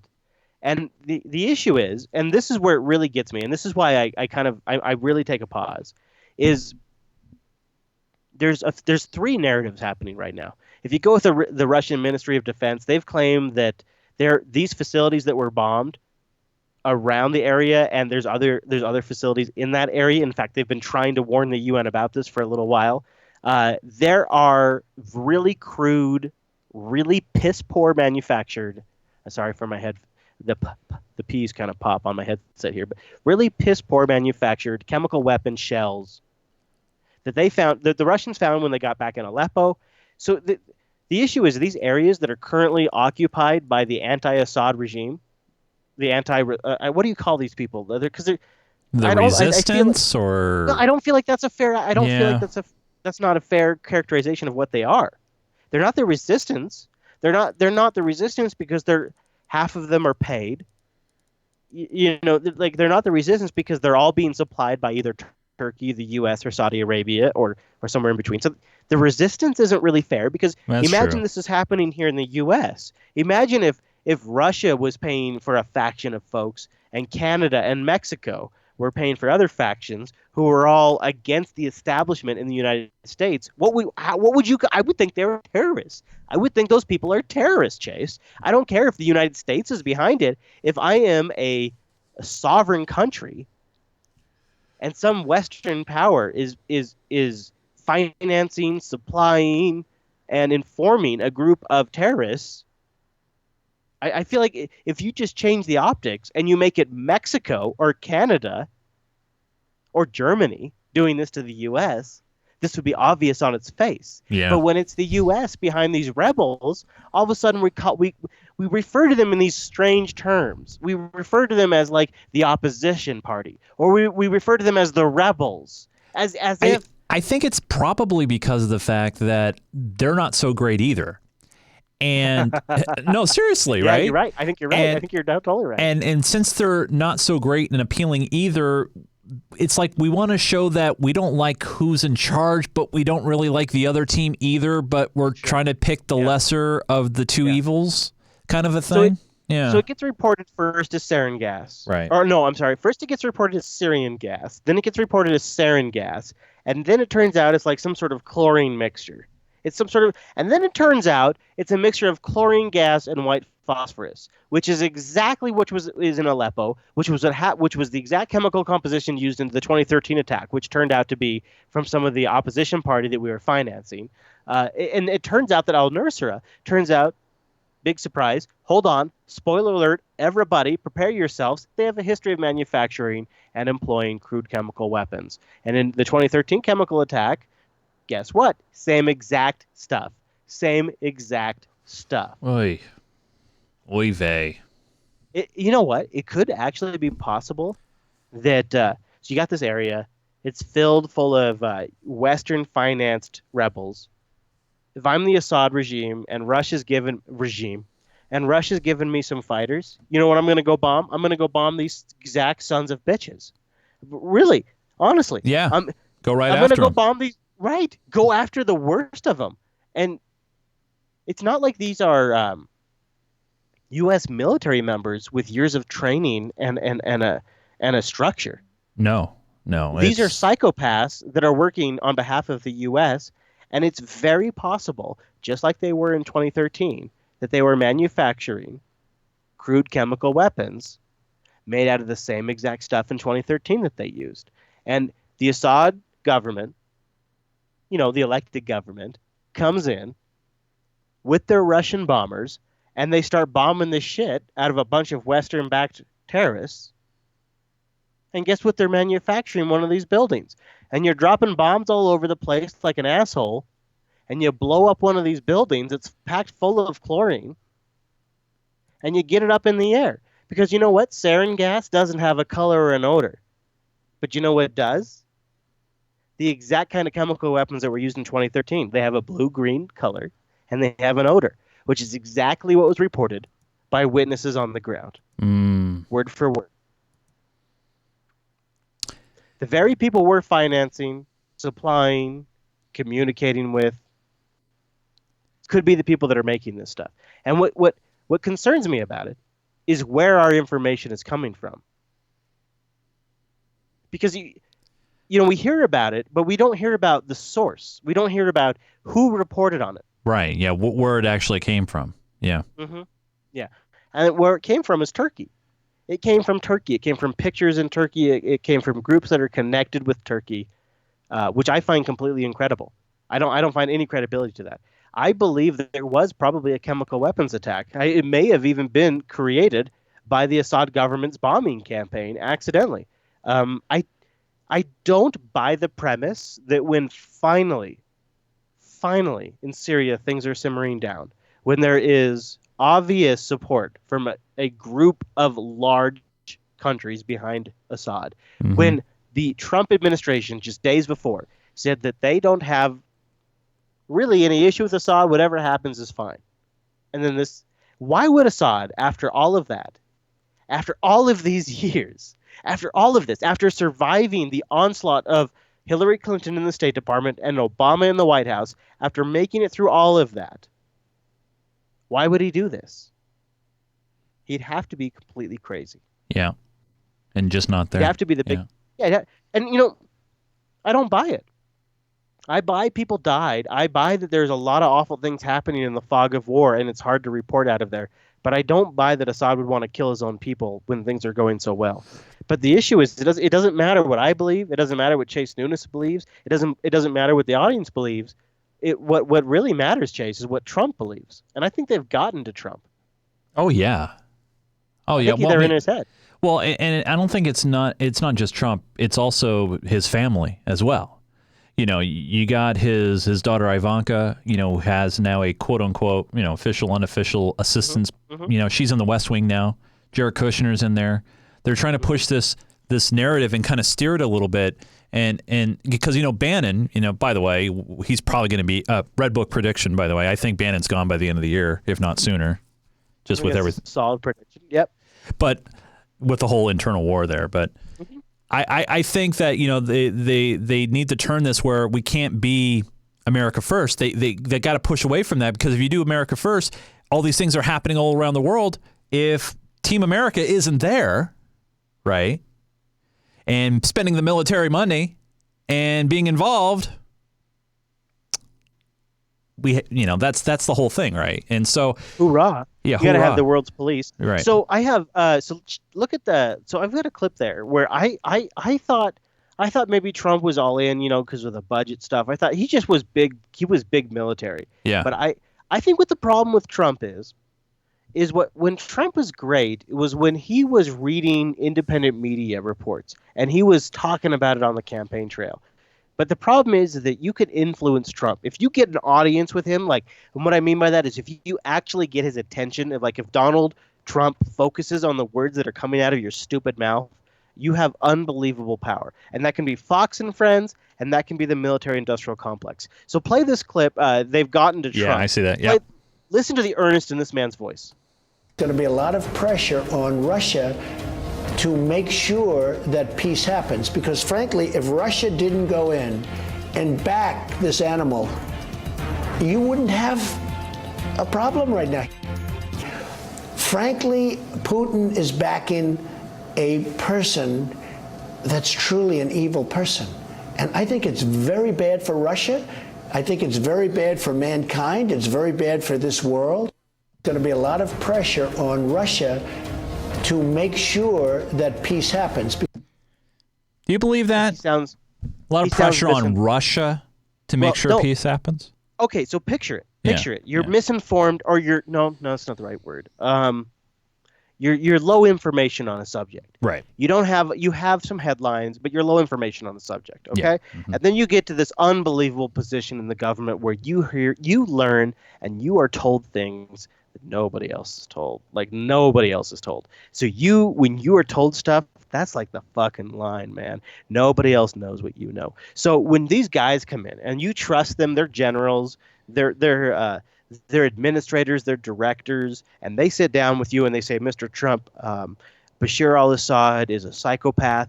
He gasses his own people. It's an entire family of brutalism. They are closely tied with Iran, Hezbollah, and Russia. And the fact that we want to run a pipeline through that country, completely unrelated, Mr. Trump. What we're really concerned about is the children. Here, Mr. Trump, I'd like you to look at these pictures that we've printed out and in this envelope. I'd like you to look at these pictures of the children foaming.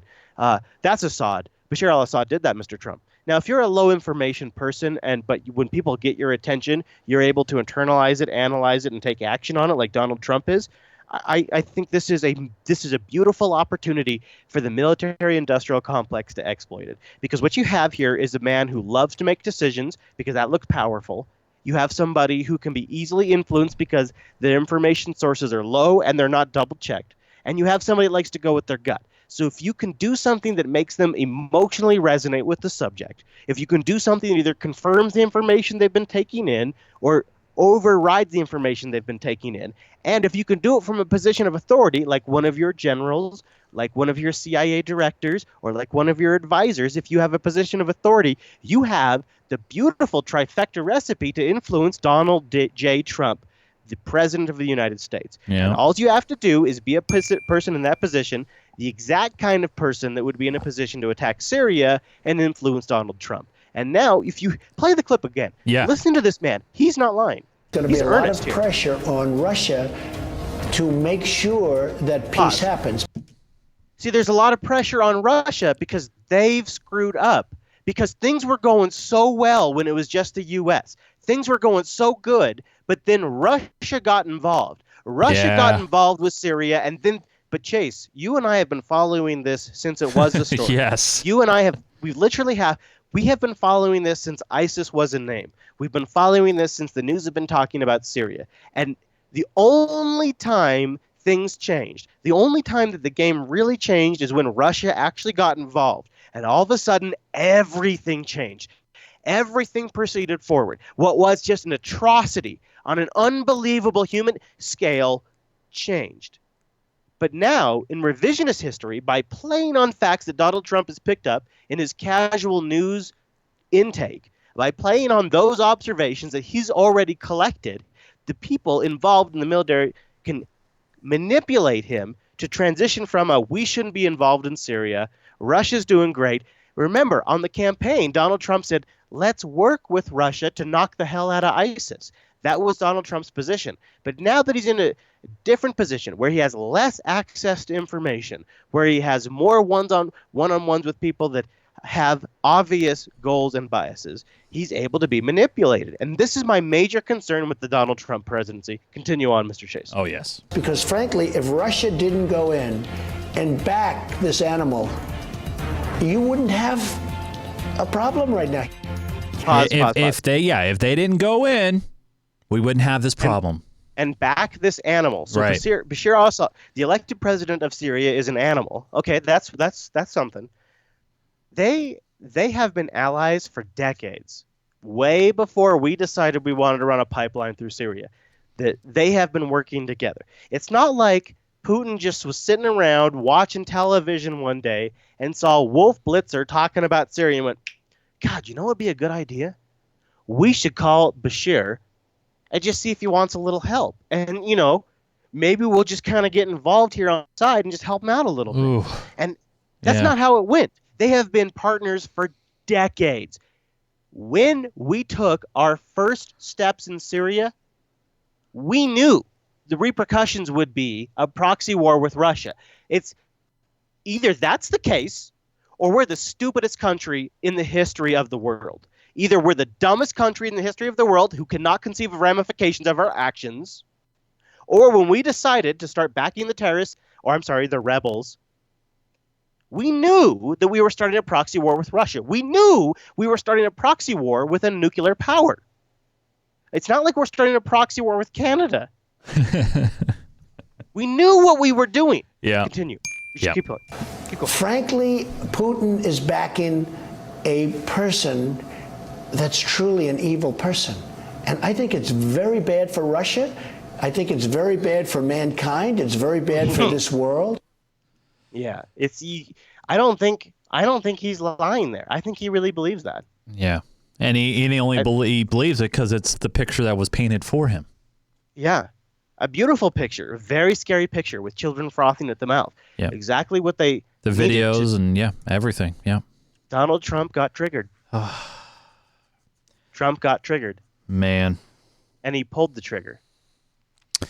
And he got wrapped into it, and now his whole administration is starting to kind of be part of that machine, right? Dude, there's a huge upside for him. Yeah. There's a huge upside. And this is why, regardless, Putin just said in a press conference that the relationship between the United States and Russia has never been worse. And specifically, the relationship between the United States military and Russia's military is significantly worse under the Donald Trump administration. Direct quote from Vladimir Putin. What we have now is a total change in narrative. Oh, yeah. Donald Trump is no longer in a bromance with Vladimir Putin. They've broken up. Well, the bromance is over. Well, I'm not ready to. I know, but hold on. After everything that has happened with the pre-election, the whole running, now the investigations, which are still happening, by the way, and I'm still getting tweets to at Nunes. I don't know if it's completely over or this is just not some elaborate ruse and distraction either. I'm being very objective on this. I think here's what's happening. I think what's happening is you now have Russia is not kind of pissed. Russia's not a little pissed. Russia is like white hot, super pissed. Made Rex Tillerson wait for an entire day to talk to Putin pissed. They are not happy about the U.S. striking their ally in Syria. This, I really feel like I don't think it's above or beyond or below Donald Trump to say, I got a lot of heat about this Russia shit. I'm gonna do something that pisses them off. We got little babies getting gassed. This is gonna solve two problems for Donald Trump. Yeah. Number one, he takes action. Donald Trump fucking does it. You know what sucks, Chris? He makes it so. And screw Putin. He did two things with 59 missiles, each costing $1.3 million. Do the math. He solved two problems. It's a deal. It's a deal. The art of the deal, would you say? Yeah, I would say. I would say, in the course of doing this show now for over 4 years, and we've deconstructed the media so much. For me, it's like sometimes when you hear truth or you think it's the truth, and it could be like written in black and white and it's right in front of you. With so much that we've covered on the show, sometimes I don't even know if the truth is the truth anymore. Mm-hmm. And with what's going on with this whole Syria thing right now and the gas and the bombing of the airfields, and then you got Rex, who, by the way, doesn't do any press conferences at all, and all of a sudden today he decides to do one for obvious reasons. In Moscow. In Moscow, after talking with Putin for what, 2 hours, 2.5 hours, 3 hours? Yeah, after waiting all day. Yeah, after waiting all day. Oh, boy. I just, all I hope is Chase. we don't screw things up too Chase. much. Yeah. Hey, Chase. Yeah, buddy. I got a question for you. It's just kind of off the wall question. Yeah. Why is the State Department involved in those discussions at all? That's very true. Yeah. Why is it that when it comes down to negotiations, why is it always about Russia and the U.S.? You notice when John Kerry was Secretary of State, constantly he's meeting with the Russian ambassador. He's constantly meeting with the Russian equivalent of Secretary of State. It is a proxy war. And the State Department is the War Department. And the State Department shouldn't be involved with this at all, but yet it's the State Department's problem. And this is the big tell. That if you just peel everything back, the fact that it's been John Kerry and Rex Tillerson spearheading all of our negotiations tells you where all of this has been coming from to begin with. Yeah. Everything that happened in Libya, everything that's happened in Syria, it's all been the State Department. And I hate to say it, but it was all under Hillary. And now Rex Tillerson is over there sounding like a goober, saying the same stuff that John Kerry was saying the same stuff that Hillary Clinton was saying. Oh, I spoke with our Russian counterparts. I told them I was very concerned about Russian meddling. I told them that we need to come to a political solution in Syria. We're working towards impotent sons of bitches is what they are. They're impotent sons of bitches because they have no control over false flag attacks. They have no control over supply convoys getting attacked. They have no control over pictures released by Turkey. They have no control over the narrative being set out of Qatar. They have no control. They are completely impotent. And meanwhile, Rex Tillerson, just like John Kerry, is getting drug around by the dick over in Russia and Syria, and they have no power. They started something, so they got that under their belts. They sure started a shitstorm, but they have no power. And now what we have, it's the only way I can see it, Chase, is we have Syria that was finally, for God's sakes, coming to some sort of lower level of tension. You had China and Iran and Russia and the Assad government working together to create supply lines, humanitarian corridors. You had the Trump administration saying that they don't care what happens to Assad. You had this finally, since 2012, since episode 6 of the Unfilter show, there was the best lull in the situation in Syria. And since then, the only way to read this is we started the fight again. We started things back up. We bombed the airfield. We started things back up. It's to get the machine going. It's to get it started and get it going again. It was starting to slow down. Chase, the only way out of this is to bring it up a little bit, to zoom out, to go to a higher level. You follow what I'm saying? I follow what you're saying, but before we head to that higher level, you got a sack for me, buddy? First I want to say a big thanks to all of our patrons at patreon.com/unfilter who support this show, and we were able to take a week off while we had to recharge the batteries from this stuff. I drove like crazy to Texas too, and I'm sitting there and I'm following the news as I'm driving. I'm listening to headlines, and I'm like, okay, I got to keep track of all of this because I want to talk about it in the next episode because it's just all crazy. And it was really cool for me to be able to get down to Texas because I'm in Washington normally, and the traveling from Washington to Texas, you see such a spectrum of political interests and local issues that don't get coverage, that people don't talk about, and you get such a real flavor of actual people in this country. Even though I didn't make it to the East Coast, but just driving the 2,500 miles between Seattle and Austin, Texas, and going in a few different routes, and now on my route back, I'm coming through Arizona and Nevada and New Mexico, and going and stopping all these different places and seeing some of the stuff we talk about, Chase, in the real world has been super, super illuminating for me. It's really good stuff I'm going to incorporate into future coverage of the show. That's so, awesome. yeah, thank you, everybody, for letting us take the last week off to let me get some of this road time in to really experience all of this. Yes. So since I don't know where my awesome sack music is. Yeah, that's on the T3 soundboard, dude, which is like several tabs buried, man. That's enough. rough, dude. That's rough. That's all right. But hey, I put out Chase the Sack. Real simple. Hey, we're back. So what's going on? Verituna wrote in and says, hey, man, what a terrible time to take a break, huh? Well, first, you missed the sarin scenario, which, when you look at it logically, makes no sense at all. Well, hopefully we helped cross some T's and dot some I's. Then you have Spicer's gaffe of Hitler and Holocausts. Yeah, we covered that too. And then you top it all off, you have the neo-libs and Tea Party cheering Trump for firing missiles at country that America is not really at war with, showing why hawkish hypocrites they really are. No, they're beautiful. Chase, yeah. It's beautiful. It's beautiful. Just look against that night sky. It's just gorgeous.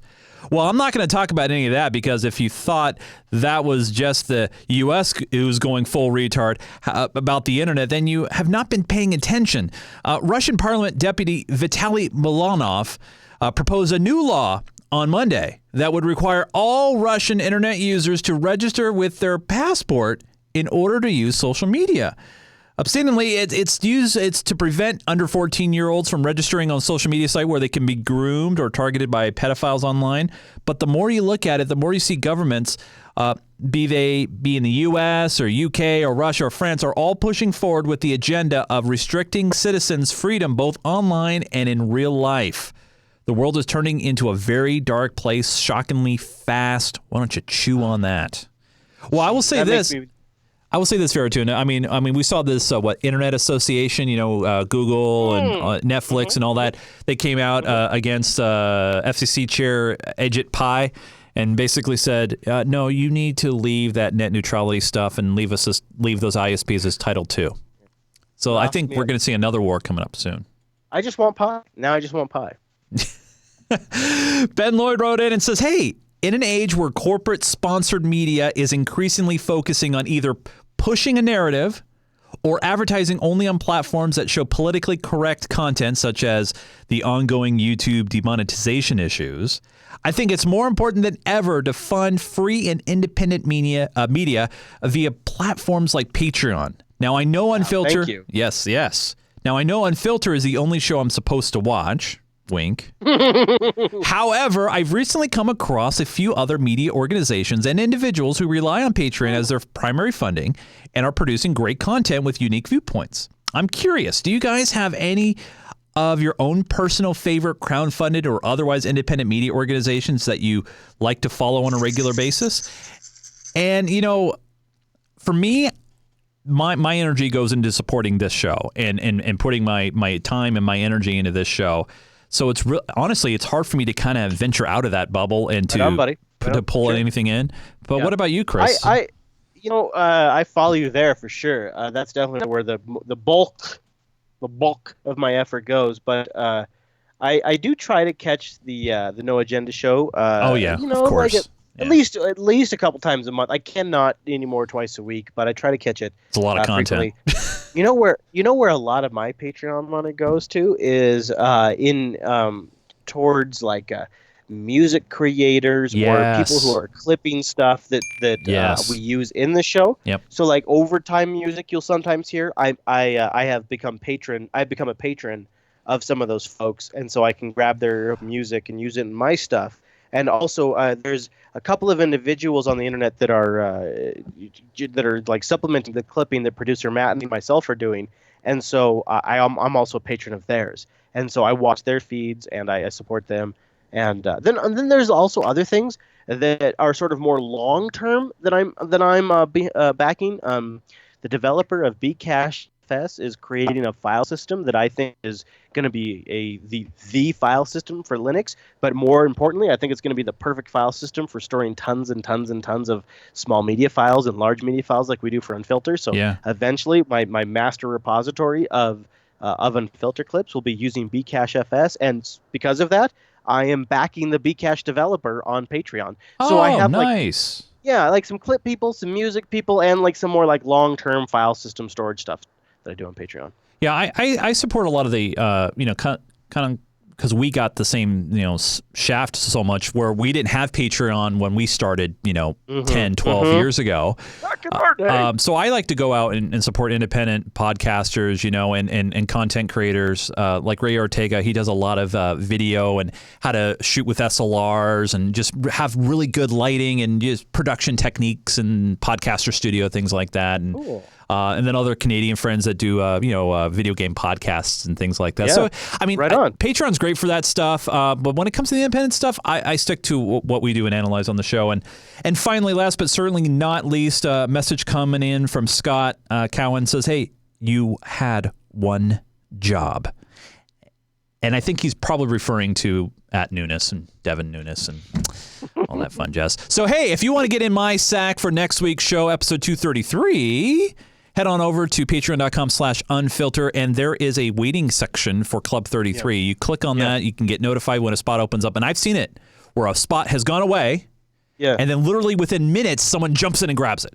So yeah, but check the levels too. Yeah, check the levels too, because we have levels where you can get access to the clips, and it's not perfect because it's a bit torrent sync, and you have to go back on the back catalog. We're waiting on like Patreon to change a few things, and we're waiting on like Libre Sync or Sync or something to pan out. But today is one of those days where I'm on a remote connection. I'm on a cellular connection doing the show right now, and so we have probably another 45 clips that we're just, we're not going to play in the show, but they're in the sync still. Producer Matt and I have found them. They're in there, and if you have the supporter sync, you don't even have to be in Club 33 to get that. Sweet. And then last but not least, we try to post the entire live show whenever we can. YouTube cooperating is obviously dependent, but when YouTube does cooperate, we try to post the entire damn show, the live show, for anybody over at patreon.com/unfilter. You don't even have to be paying a dime to get that. I just feel like it's what we should do for the full Unfilter experience. And if you listen to it, you like the way we think, you like what we talk about, or you just appreciate thinking about something differently, patreon.com/unfilter. Keep us going. Yes. We appreciate it very much.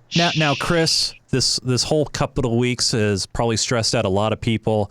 Woo. If you live in a state that it's legal to light up some cannabis, like in Washington State or Colorado or even California now. Not Arizona, my friend. Not Arizona. No. No. But if you're in one of those states where you need to kind of relax and, wait, is that the DOJ? Is that Jeff Sessions? Oh, what? Here's what's going on with it. Yes. Uh-oh. What's going on with that? Uh-oh. Oh, man.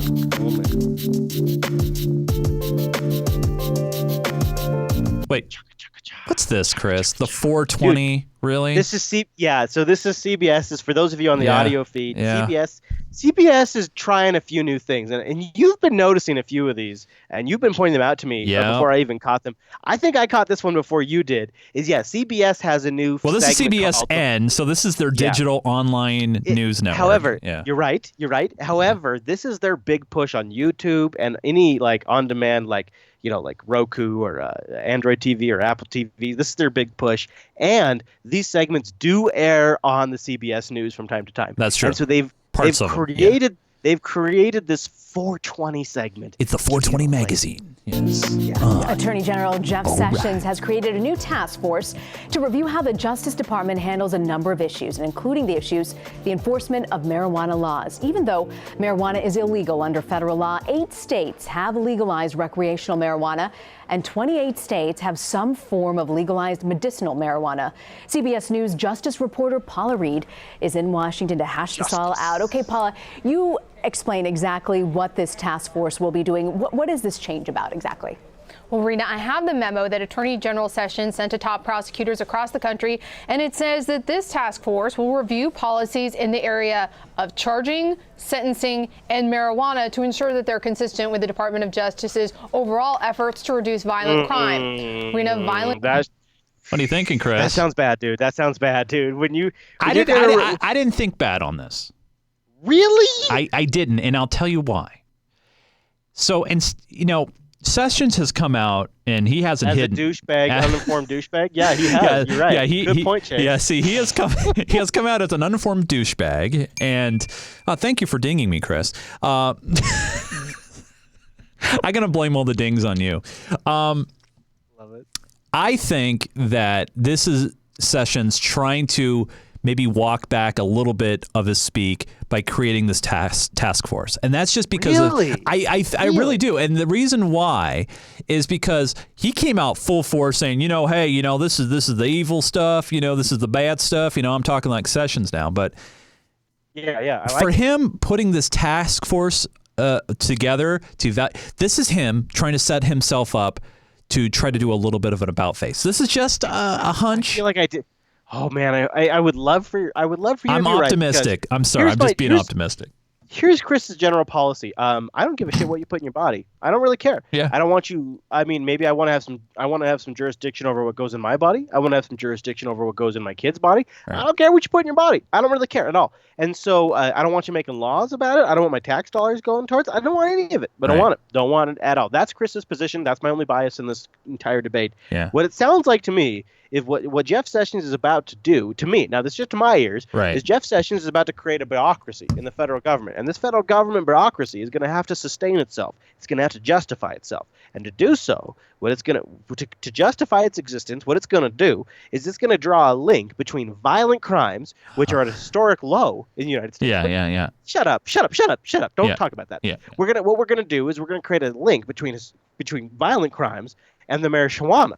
And you see, because Mexicans, Mexicans and walls and racism, and it's never been a better time. So play the rest of the clip. But I will say this, though. Local law enforcement, at least the people that I know in our area, are tired of this low-level crap, to be honest. They don't want to deal with it. The cops, yep. They don't want to deal with it anymore. They're frustrated. They're frustrated AF. They want to go out after the hardcore stuff that is causing problems in neighborhoods, and it's not the marijuana. It's the meth heads that are breaking into people's homes. Here's the problem, dude. Here's the problem. Yeah. Is Jeff Sessions is Trump's attorney general, and he has to be the best attorney general ever. That's the problem. Yeah, ever. That's the problem. Yeah. He has to be the best. He has to be the greatest.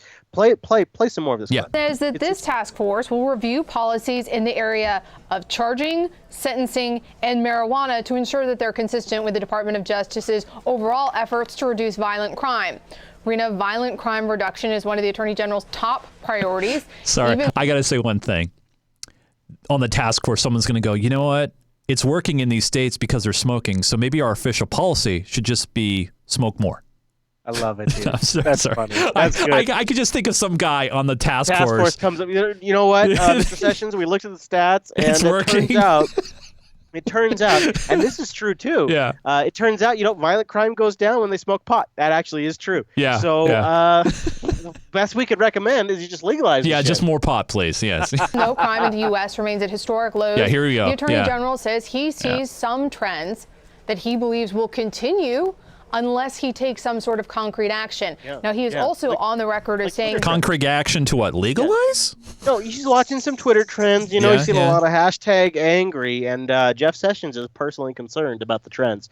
Yeah, I mean, historically now, since we've taken lead out of the gasoline, the violent crimes and have been going down. All kinds of violent crimes have been going down pretty Yeah. steadily. No, That's true. Good Can't stats. argue that. Nope. But he's been watching Twitter, so he's got a hashtag that he's following. That he believes there's a lot more violence around marijuana than we are led to believe. So it appears that this task force is going to take a look at this issue and figure out how extensively they will enforce federal marijuana laws as they attempt to reduce violent crime across the country. But Paul, is it a little bit too late to be cracking down? Yeah. When you start saying, so what Sessions has done is he said, well, there's a lot more violent crime around legalized marijuana than you realize, because you see, I have secret numbers. I have the real numbers that we don't publish to the press. I have the actual data, and that actual data tells me, because this is exactly what I want it to tell me, that areas that have what do you call it? Recreationalized? Legalized. Cannabis? Just call it legalized. Cannabis? Yeah. Well, okay. The places that have legalized cannabis, but even there, like, that doesn't make it sound controlled, right? It's extremely controlled once it's more controlled than alcohol once it's legalized. Yeah. So that doesn't feel the places where we have legally regulated it. Let's call it that. Yeah, 'cause that's yeah, what it is. that works. The Yep. places where we have legally regulated it have less violence, and they have less connections to the Mexican drug cartel. They have people that they have way more jobs. They have way more revenue coming into the school districts because of the incredible tax put on recreational marijuana. Like, all these numbers go up. But what Jeff Sessions has is he has secret numbers, Chase. He has the private numbers that only Jeff Sessions gets. And those numbers tell him that, well, there's actually more violent crime than you realize. Down on pot? Well, it's not that it's too late. It still remains illegal at the federal level. And of course, if you look at public opinion polls, the majority of Americans do support some degree of legalization. But the fact is, he is still in lockstep with federal law enforcement. The previous two attorneys general, Eric Holder and Loretta Lynch, neither one of them moved to legalize marijuana. The Obama administration also had an opportunity to move marijuana out of Schedule 1, where a lot of people believe it shouldn't be, but they didn't do that. So Attorney General Sessions, while he may be somewhat out of step with mainstream America, this is pretty consistent with the stance of federal law enforcement historically. And Paul, what's the Yeah. I feel like this is the one thing that maybe if Hillary gotten in would be different, because she's politically savvy enough to know that all she has to do is simmer the fuck down on this issue, and she'd win over 70% of the millennials. It's going to come back up again once. So I don't know if we talked about where Canada's pushing the legalization to happen by Canada Day of next year, 2018. You know, which is interesting. They're getting quite a bit of international coverage on that too. I've seen a couple of pieces run on Al Jazeera recently about it. Yeah, and it's one of those things where they're actually wanting to speed it up because they don't want Canada Day to be kind of recoined as Cannabis Day up in Canada.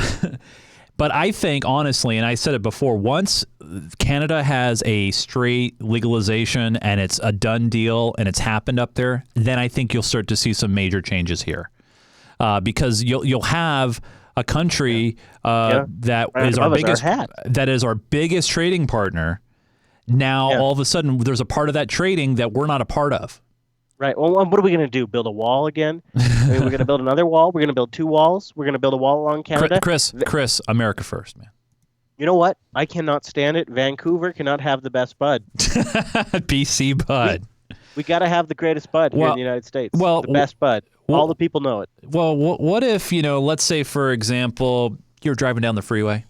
Sure, man. Maybe I'm driving. I got a little secret. You got a little secret. What about a 600-pound secret? How about that big of a secret? That's a big secret. That's a big secret.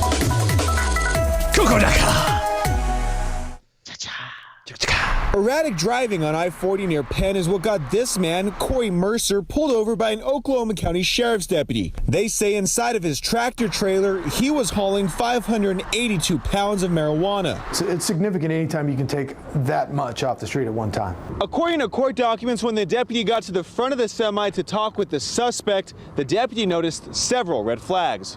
All right, hold on. I know you've probably seen this clip, and I have not. Yeah. Several red flags. Let's see. Smell or odor. Joints everywhere, and maybe a pipe in the front seat. Any guesses, Chris? You know what scared me, Chase? What's that? You know what tipped the cop off was air fresheners and multiple cell phones. Oh, the multiple cell phones thing. Burner phones. nervous behavior, multiple cell phones, and an overwhelming odor of air fresheners coming from... I was technically right, by the way, on the odor. Dude, I was just here's the wrong on problem. the kind of odor. Yeah. Here's the thing. That could be my vehicle. I might have it. I mean, I don't typically have an air freshener, but a few times a year, I decide to splurge and I get fancy and I put an air freshener up in that business. And you know what else? I got a Nexus 6 and I got an iPhone in my truck. Hey, so your portable apartment there, it's got a lot of things to hide. That's all I'm saying. Within the vehicle. I also noticed that he was away from his route as far as what the fastest route to get to his destination. A K9 Oh, he wasn't driving the wrong way or the right way. unit was called in. The sheriff's office says the K9 located 11 duffel bags filled with 30 vacuum-sealed bundles of weed in the trailer. Mercer was booked into the jail on trafficking charges. From I-40 in Penn, Zach Rael, KOCO 5. Chris, the chat room wants to know how many cell phones do you have, Chris? Yeah, I actually in the vehicle with us right now we have 3. But that's only because I accidentally forgot 2 of them. And no kidding, like, Mr. Broadcaster right here, right? Yeah. I forgot 2 of my connections. What am I thinking, Chase? We still Man. made it work, though, didn't we? We totally did, and it sounded great in my opinion because, hey, I'm in the studio. Go figure that one out. Hey, if you want to be a part of the conversation on Reddit, head over to our Unfilter Reddit community at unfilter.reddit.com. There you can supply your own stories and content to the show. Now, Chris, during the course of all these adventures, I know you're sharing some stuff. You're probably doing some vlog stuff. Where can people find that? YouTube.com/Chris Fisher for my adventures on the road, like this very episode. I'm vlogging us doing this episode right now. What? Get a little. If you want to see what my perspective was for this show, YouTube.com/Chris Fisher, or follow me on Twitter, Twitter.com/Chris LAS. Yes. Now, if you guys want to follow me, the verified one on Twitter, at Nunes, Nunes. And hey, do me a favor, follow me on Twitch as well. I do a lot of game streaming. I'm doing a lot of baseball right now. Twitch.tv/GeekGamerTV. We do the show Wednesdays around this time at jblive.tv. Also, big shout out to all of our supporters on Patreon. Patreon.com/Unfilter. Are we back? Are you back here next week, Chris? Yeah, man. Yeah, if everything goes as planned, I'll be back on Sunday. That's so cool. What do you think has been the best part of your trip so far? Just putting you on the spot. Austin. Also, Arizona's been pretty good. Flagstaff is pretty great. I've been pretty surprised at how great it is around here, man. It's worth the trip out. Any other things you're going to be hitting up on the way back home? Ooh, well, I think I'm going to swing through Nevada, but follow me at jupiterbroadcasting.com/rover. We have a live tracker. Nice. Live a live right tracker. Yep, and the latest vlogs posted over there, jupiterbroadcasting.com/rover. Nice, better than the NSA. Well, hey guys, that's it for this week. We got lots more show, lots more content to come. But until Chris gets his butt back here in the saddle, I'm Chase, there's Chris, and we'll see you right back here next week. Nice job.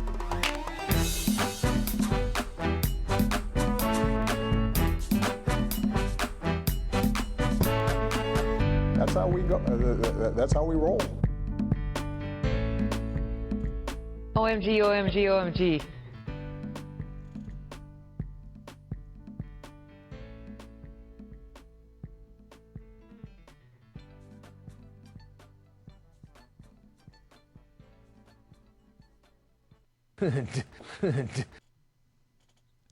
Nice. Yes. Did you see that Devin Nunes apparently addressed all the angry comments going to the wrong Twitter account? Bull crap. No, that's what Daniel J says in the chat room right now. Wait. Yeah. Wait. Do you have Apparently a link? good guy Daniel J, do you have a link to that? I want to see this. Big, right? Yeah, that's jbtitles.com. Yeah, jbtitles.com. Let's get your votes in here. Yeah, I want to see that. I want to know about that. Are you still recording on Wirecast, or did you end recording? I am still recording on Wirecast. All right. Why don't you ready to stop on your end? I'm ready to stop on mine. Yeah, I could stop the Wirecast, no problem. All right, let's do it. All right. It is stopped. All right. Now it's going to be uploading in the background, so my connection might get a little shithead. Nice. Oh, no, he's just BSing. Oh. Actually, I got to get a copy. So, I haven't gotten this yet. I was on 570 KVI talking about the Nunes scandal, and I actually had a full segment with the hosts. and one of the hosts brought up we got a letter here from Devin Nunes's office from your bro, so. Oh no, it's been hilarious, man. JBTitles.com, guys. JBTitles.com. Viagra in Chief, Impotency Strike, Probing Freedom, Serious Gassy Night. That's pretty good too. Let's take a look here. Amtrak funded. Dude, what was with Brywire? Oh, it's so beautiful. It's so beautiful. It's so beautiful. It's so beautiful. It's gross how all of the media, they just love a good bombing, man. They love a good bombing. They love Animals pass gas. There's one that I saw earlier that kind of was a good one that I liked that kind of popped up. Let me see if I find it. JBTitles.com. JBTitles.com. Do Chase and I a solid. Go to JBTitles.com and vote on this damn title for us because it's not going to be Amtrak funded or shafted. Because I know it may not be a great title, but my vote was for Beautiful Babies, Beautiful Weapons. Ooh, dude, that's Shown the money. That was, I saw that and it popped out at me. I was like, wow, that was really good. Babies and Bombshells. Babies and Bombshells isn't bad either. Ooh, Babies and Bombshells. Yeah, that's good too. Double B, man. Good job running the board today, Mr. Chase. Thanks, man. Just a little bit more practice. Hey, I think you did great. The Sheen of Officialdom, Dom of a New Age. Oh, get it? Dawn of a New Age. I get it. Beautiful Babies, Beautiful Weapons. It's kind of long. That's the only thing. Yeah. How about Beautiful Babies and Weapons? That's pretty good. Yeah. Kind of like that. Is that in here, or did you just make that up? I did what you call an editorial edit. Is that what you call it? I'll call it that. Yeah. I'll call it that. All right. Babies and Bombshells. What do you think of that? Yeah, Babies and Bombshells. Yeah. Is that good? I like it. What would be the artwork for that? An explosion, I would say. Yeah. Thanks, Daniel J. Yeah, it's good. I think it's probably better than Beautiful Babies, Beautiful Weapons because it's Beautiful Babies and Bombshells. I think, and it fits the intro clip too. Yeah. I say we go with Babies and Bombshells. I think we have a winner. All right, handsome. Sweet buddy. So what I will do because I know how you do it. I do watch you. I'm going to switch the OBS over to reruns for us. To reruns for everybody. Dude, you're a bro. I appreciate it. Yeah, man. Awesome. Well, I can't, thank you to producer Matt, too, for getting some great clips for us. And Mr. Producer Chase, Matt. Thank you for running the board. Oh, no problem. Yeah, I mean, I know I could have done this at my house, but you know me. I think this worked good, dude. I think this works great because I'm not very far away, and we have the full production power of JB1 here. Why am I? Oh, did you slash Nick? You slashed Nick. Sorry.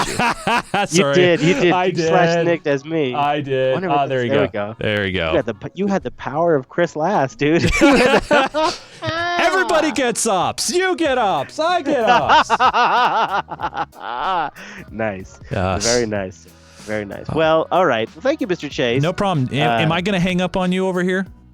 I guess. I mean, what I'm going to do, I suppose you could hang up on me if you can do the OBS stuff. You can hang up on me, and then what I'll do is I'll stop the YouTube stream in the chat room and stuff. So all right, I can take care of that. But good work, sir. All right. I will see you next week. I will see you Bye, next week. Bye, guys. Thanks, have a great everybody. one. See ya. Take care.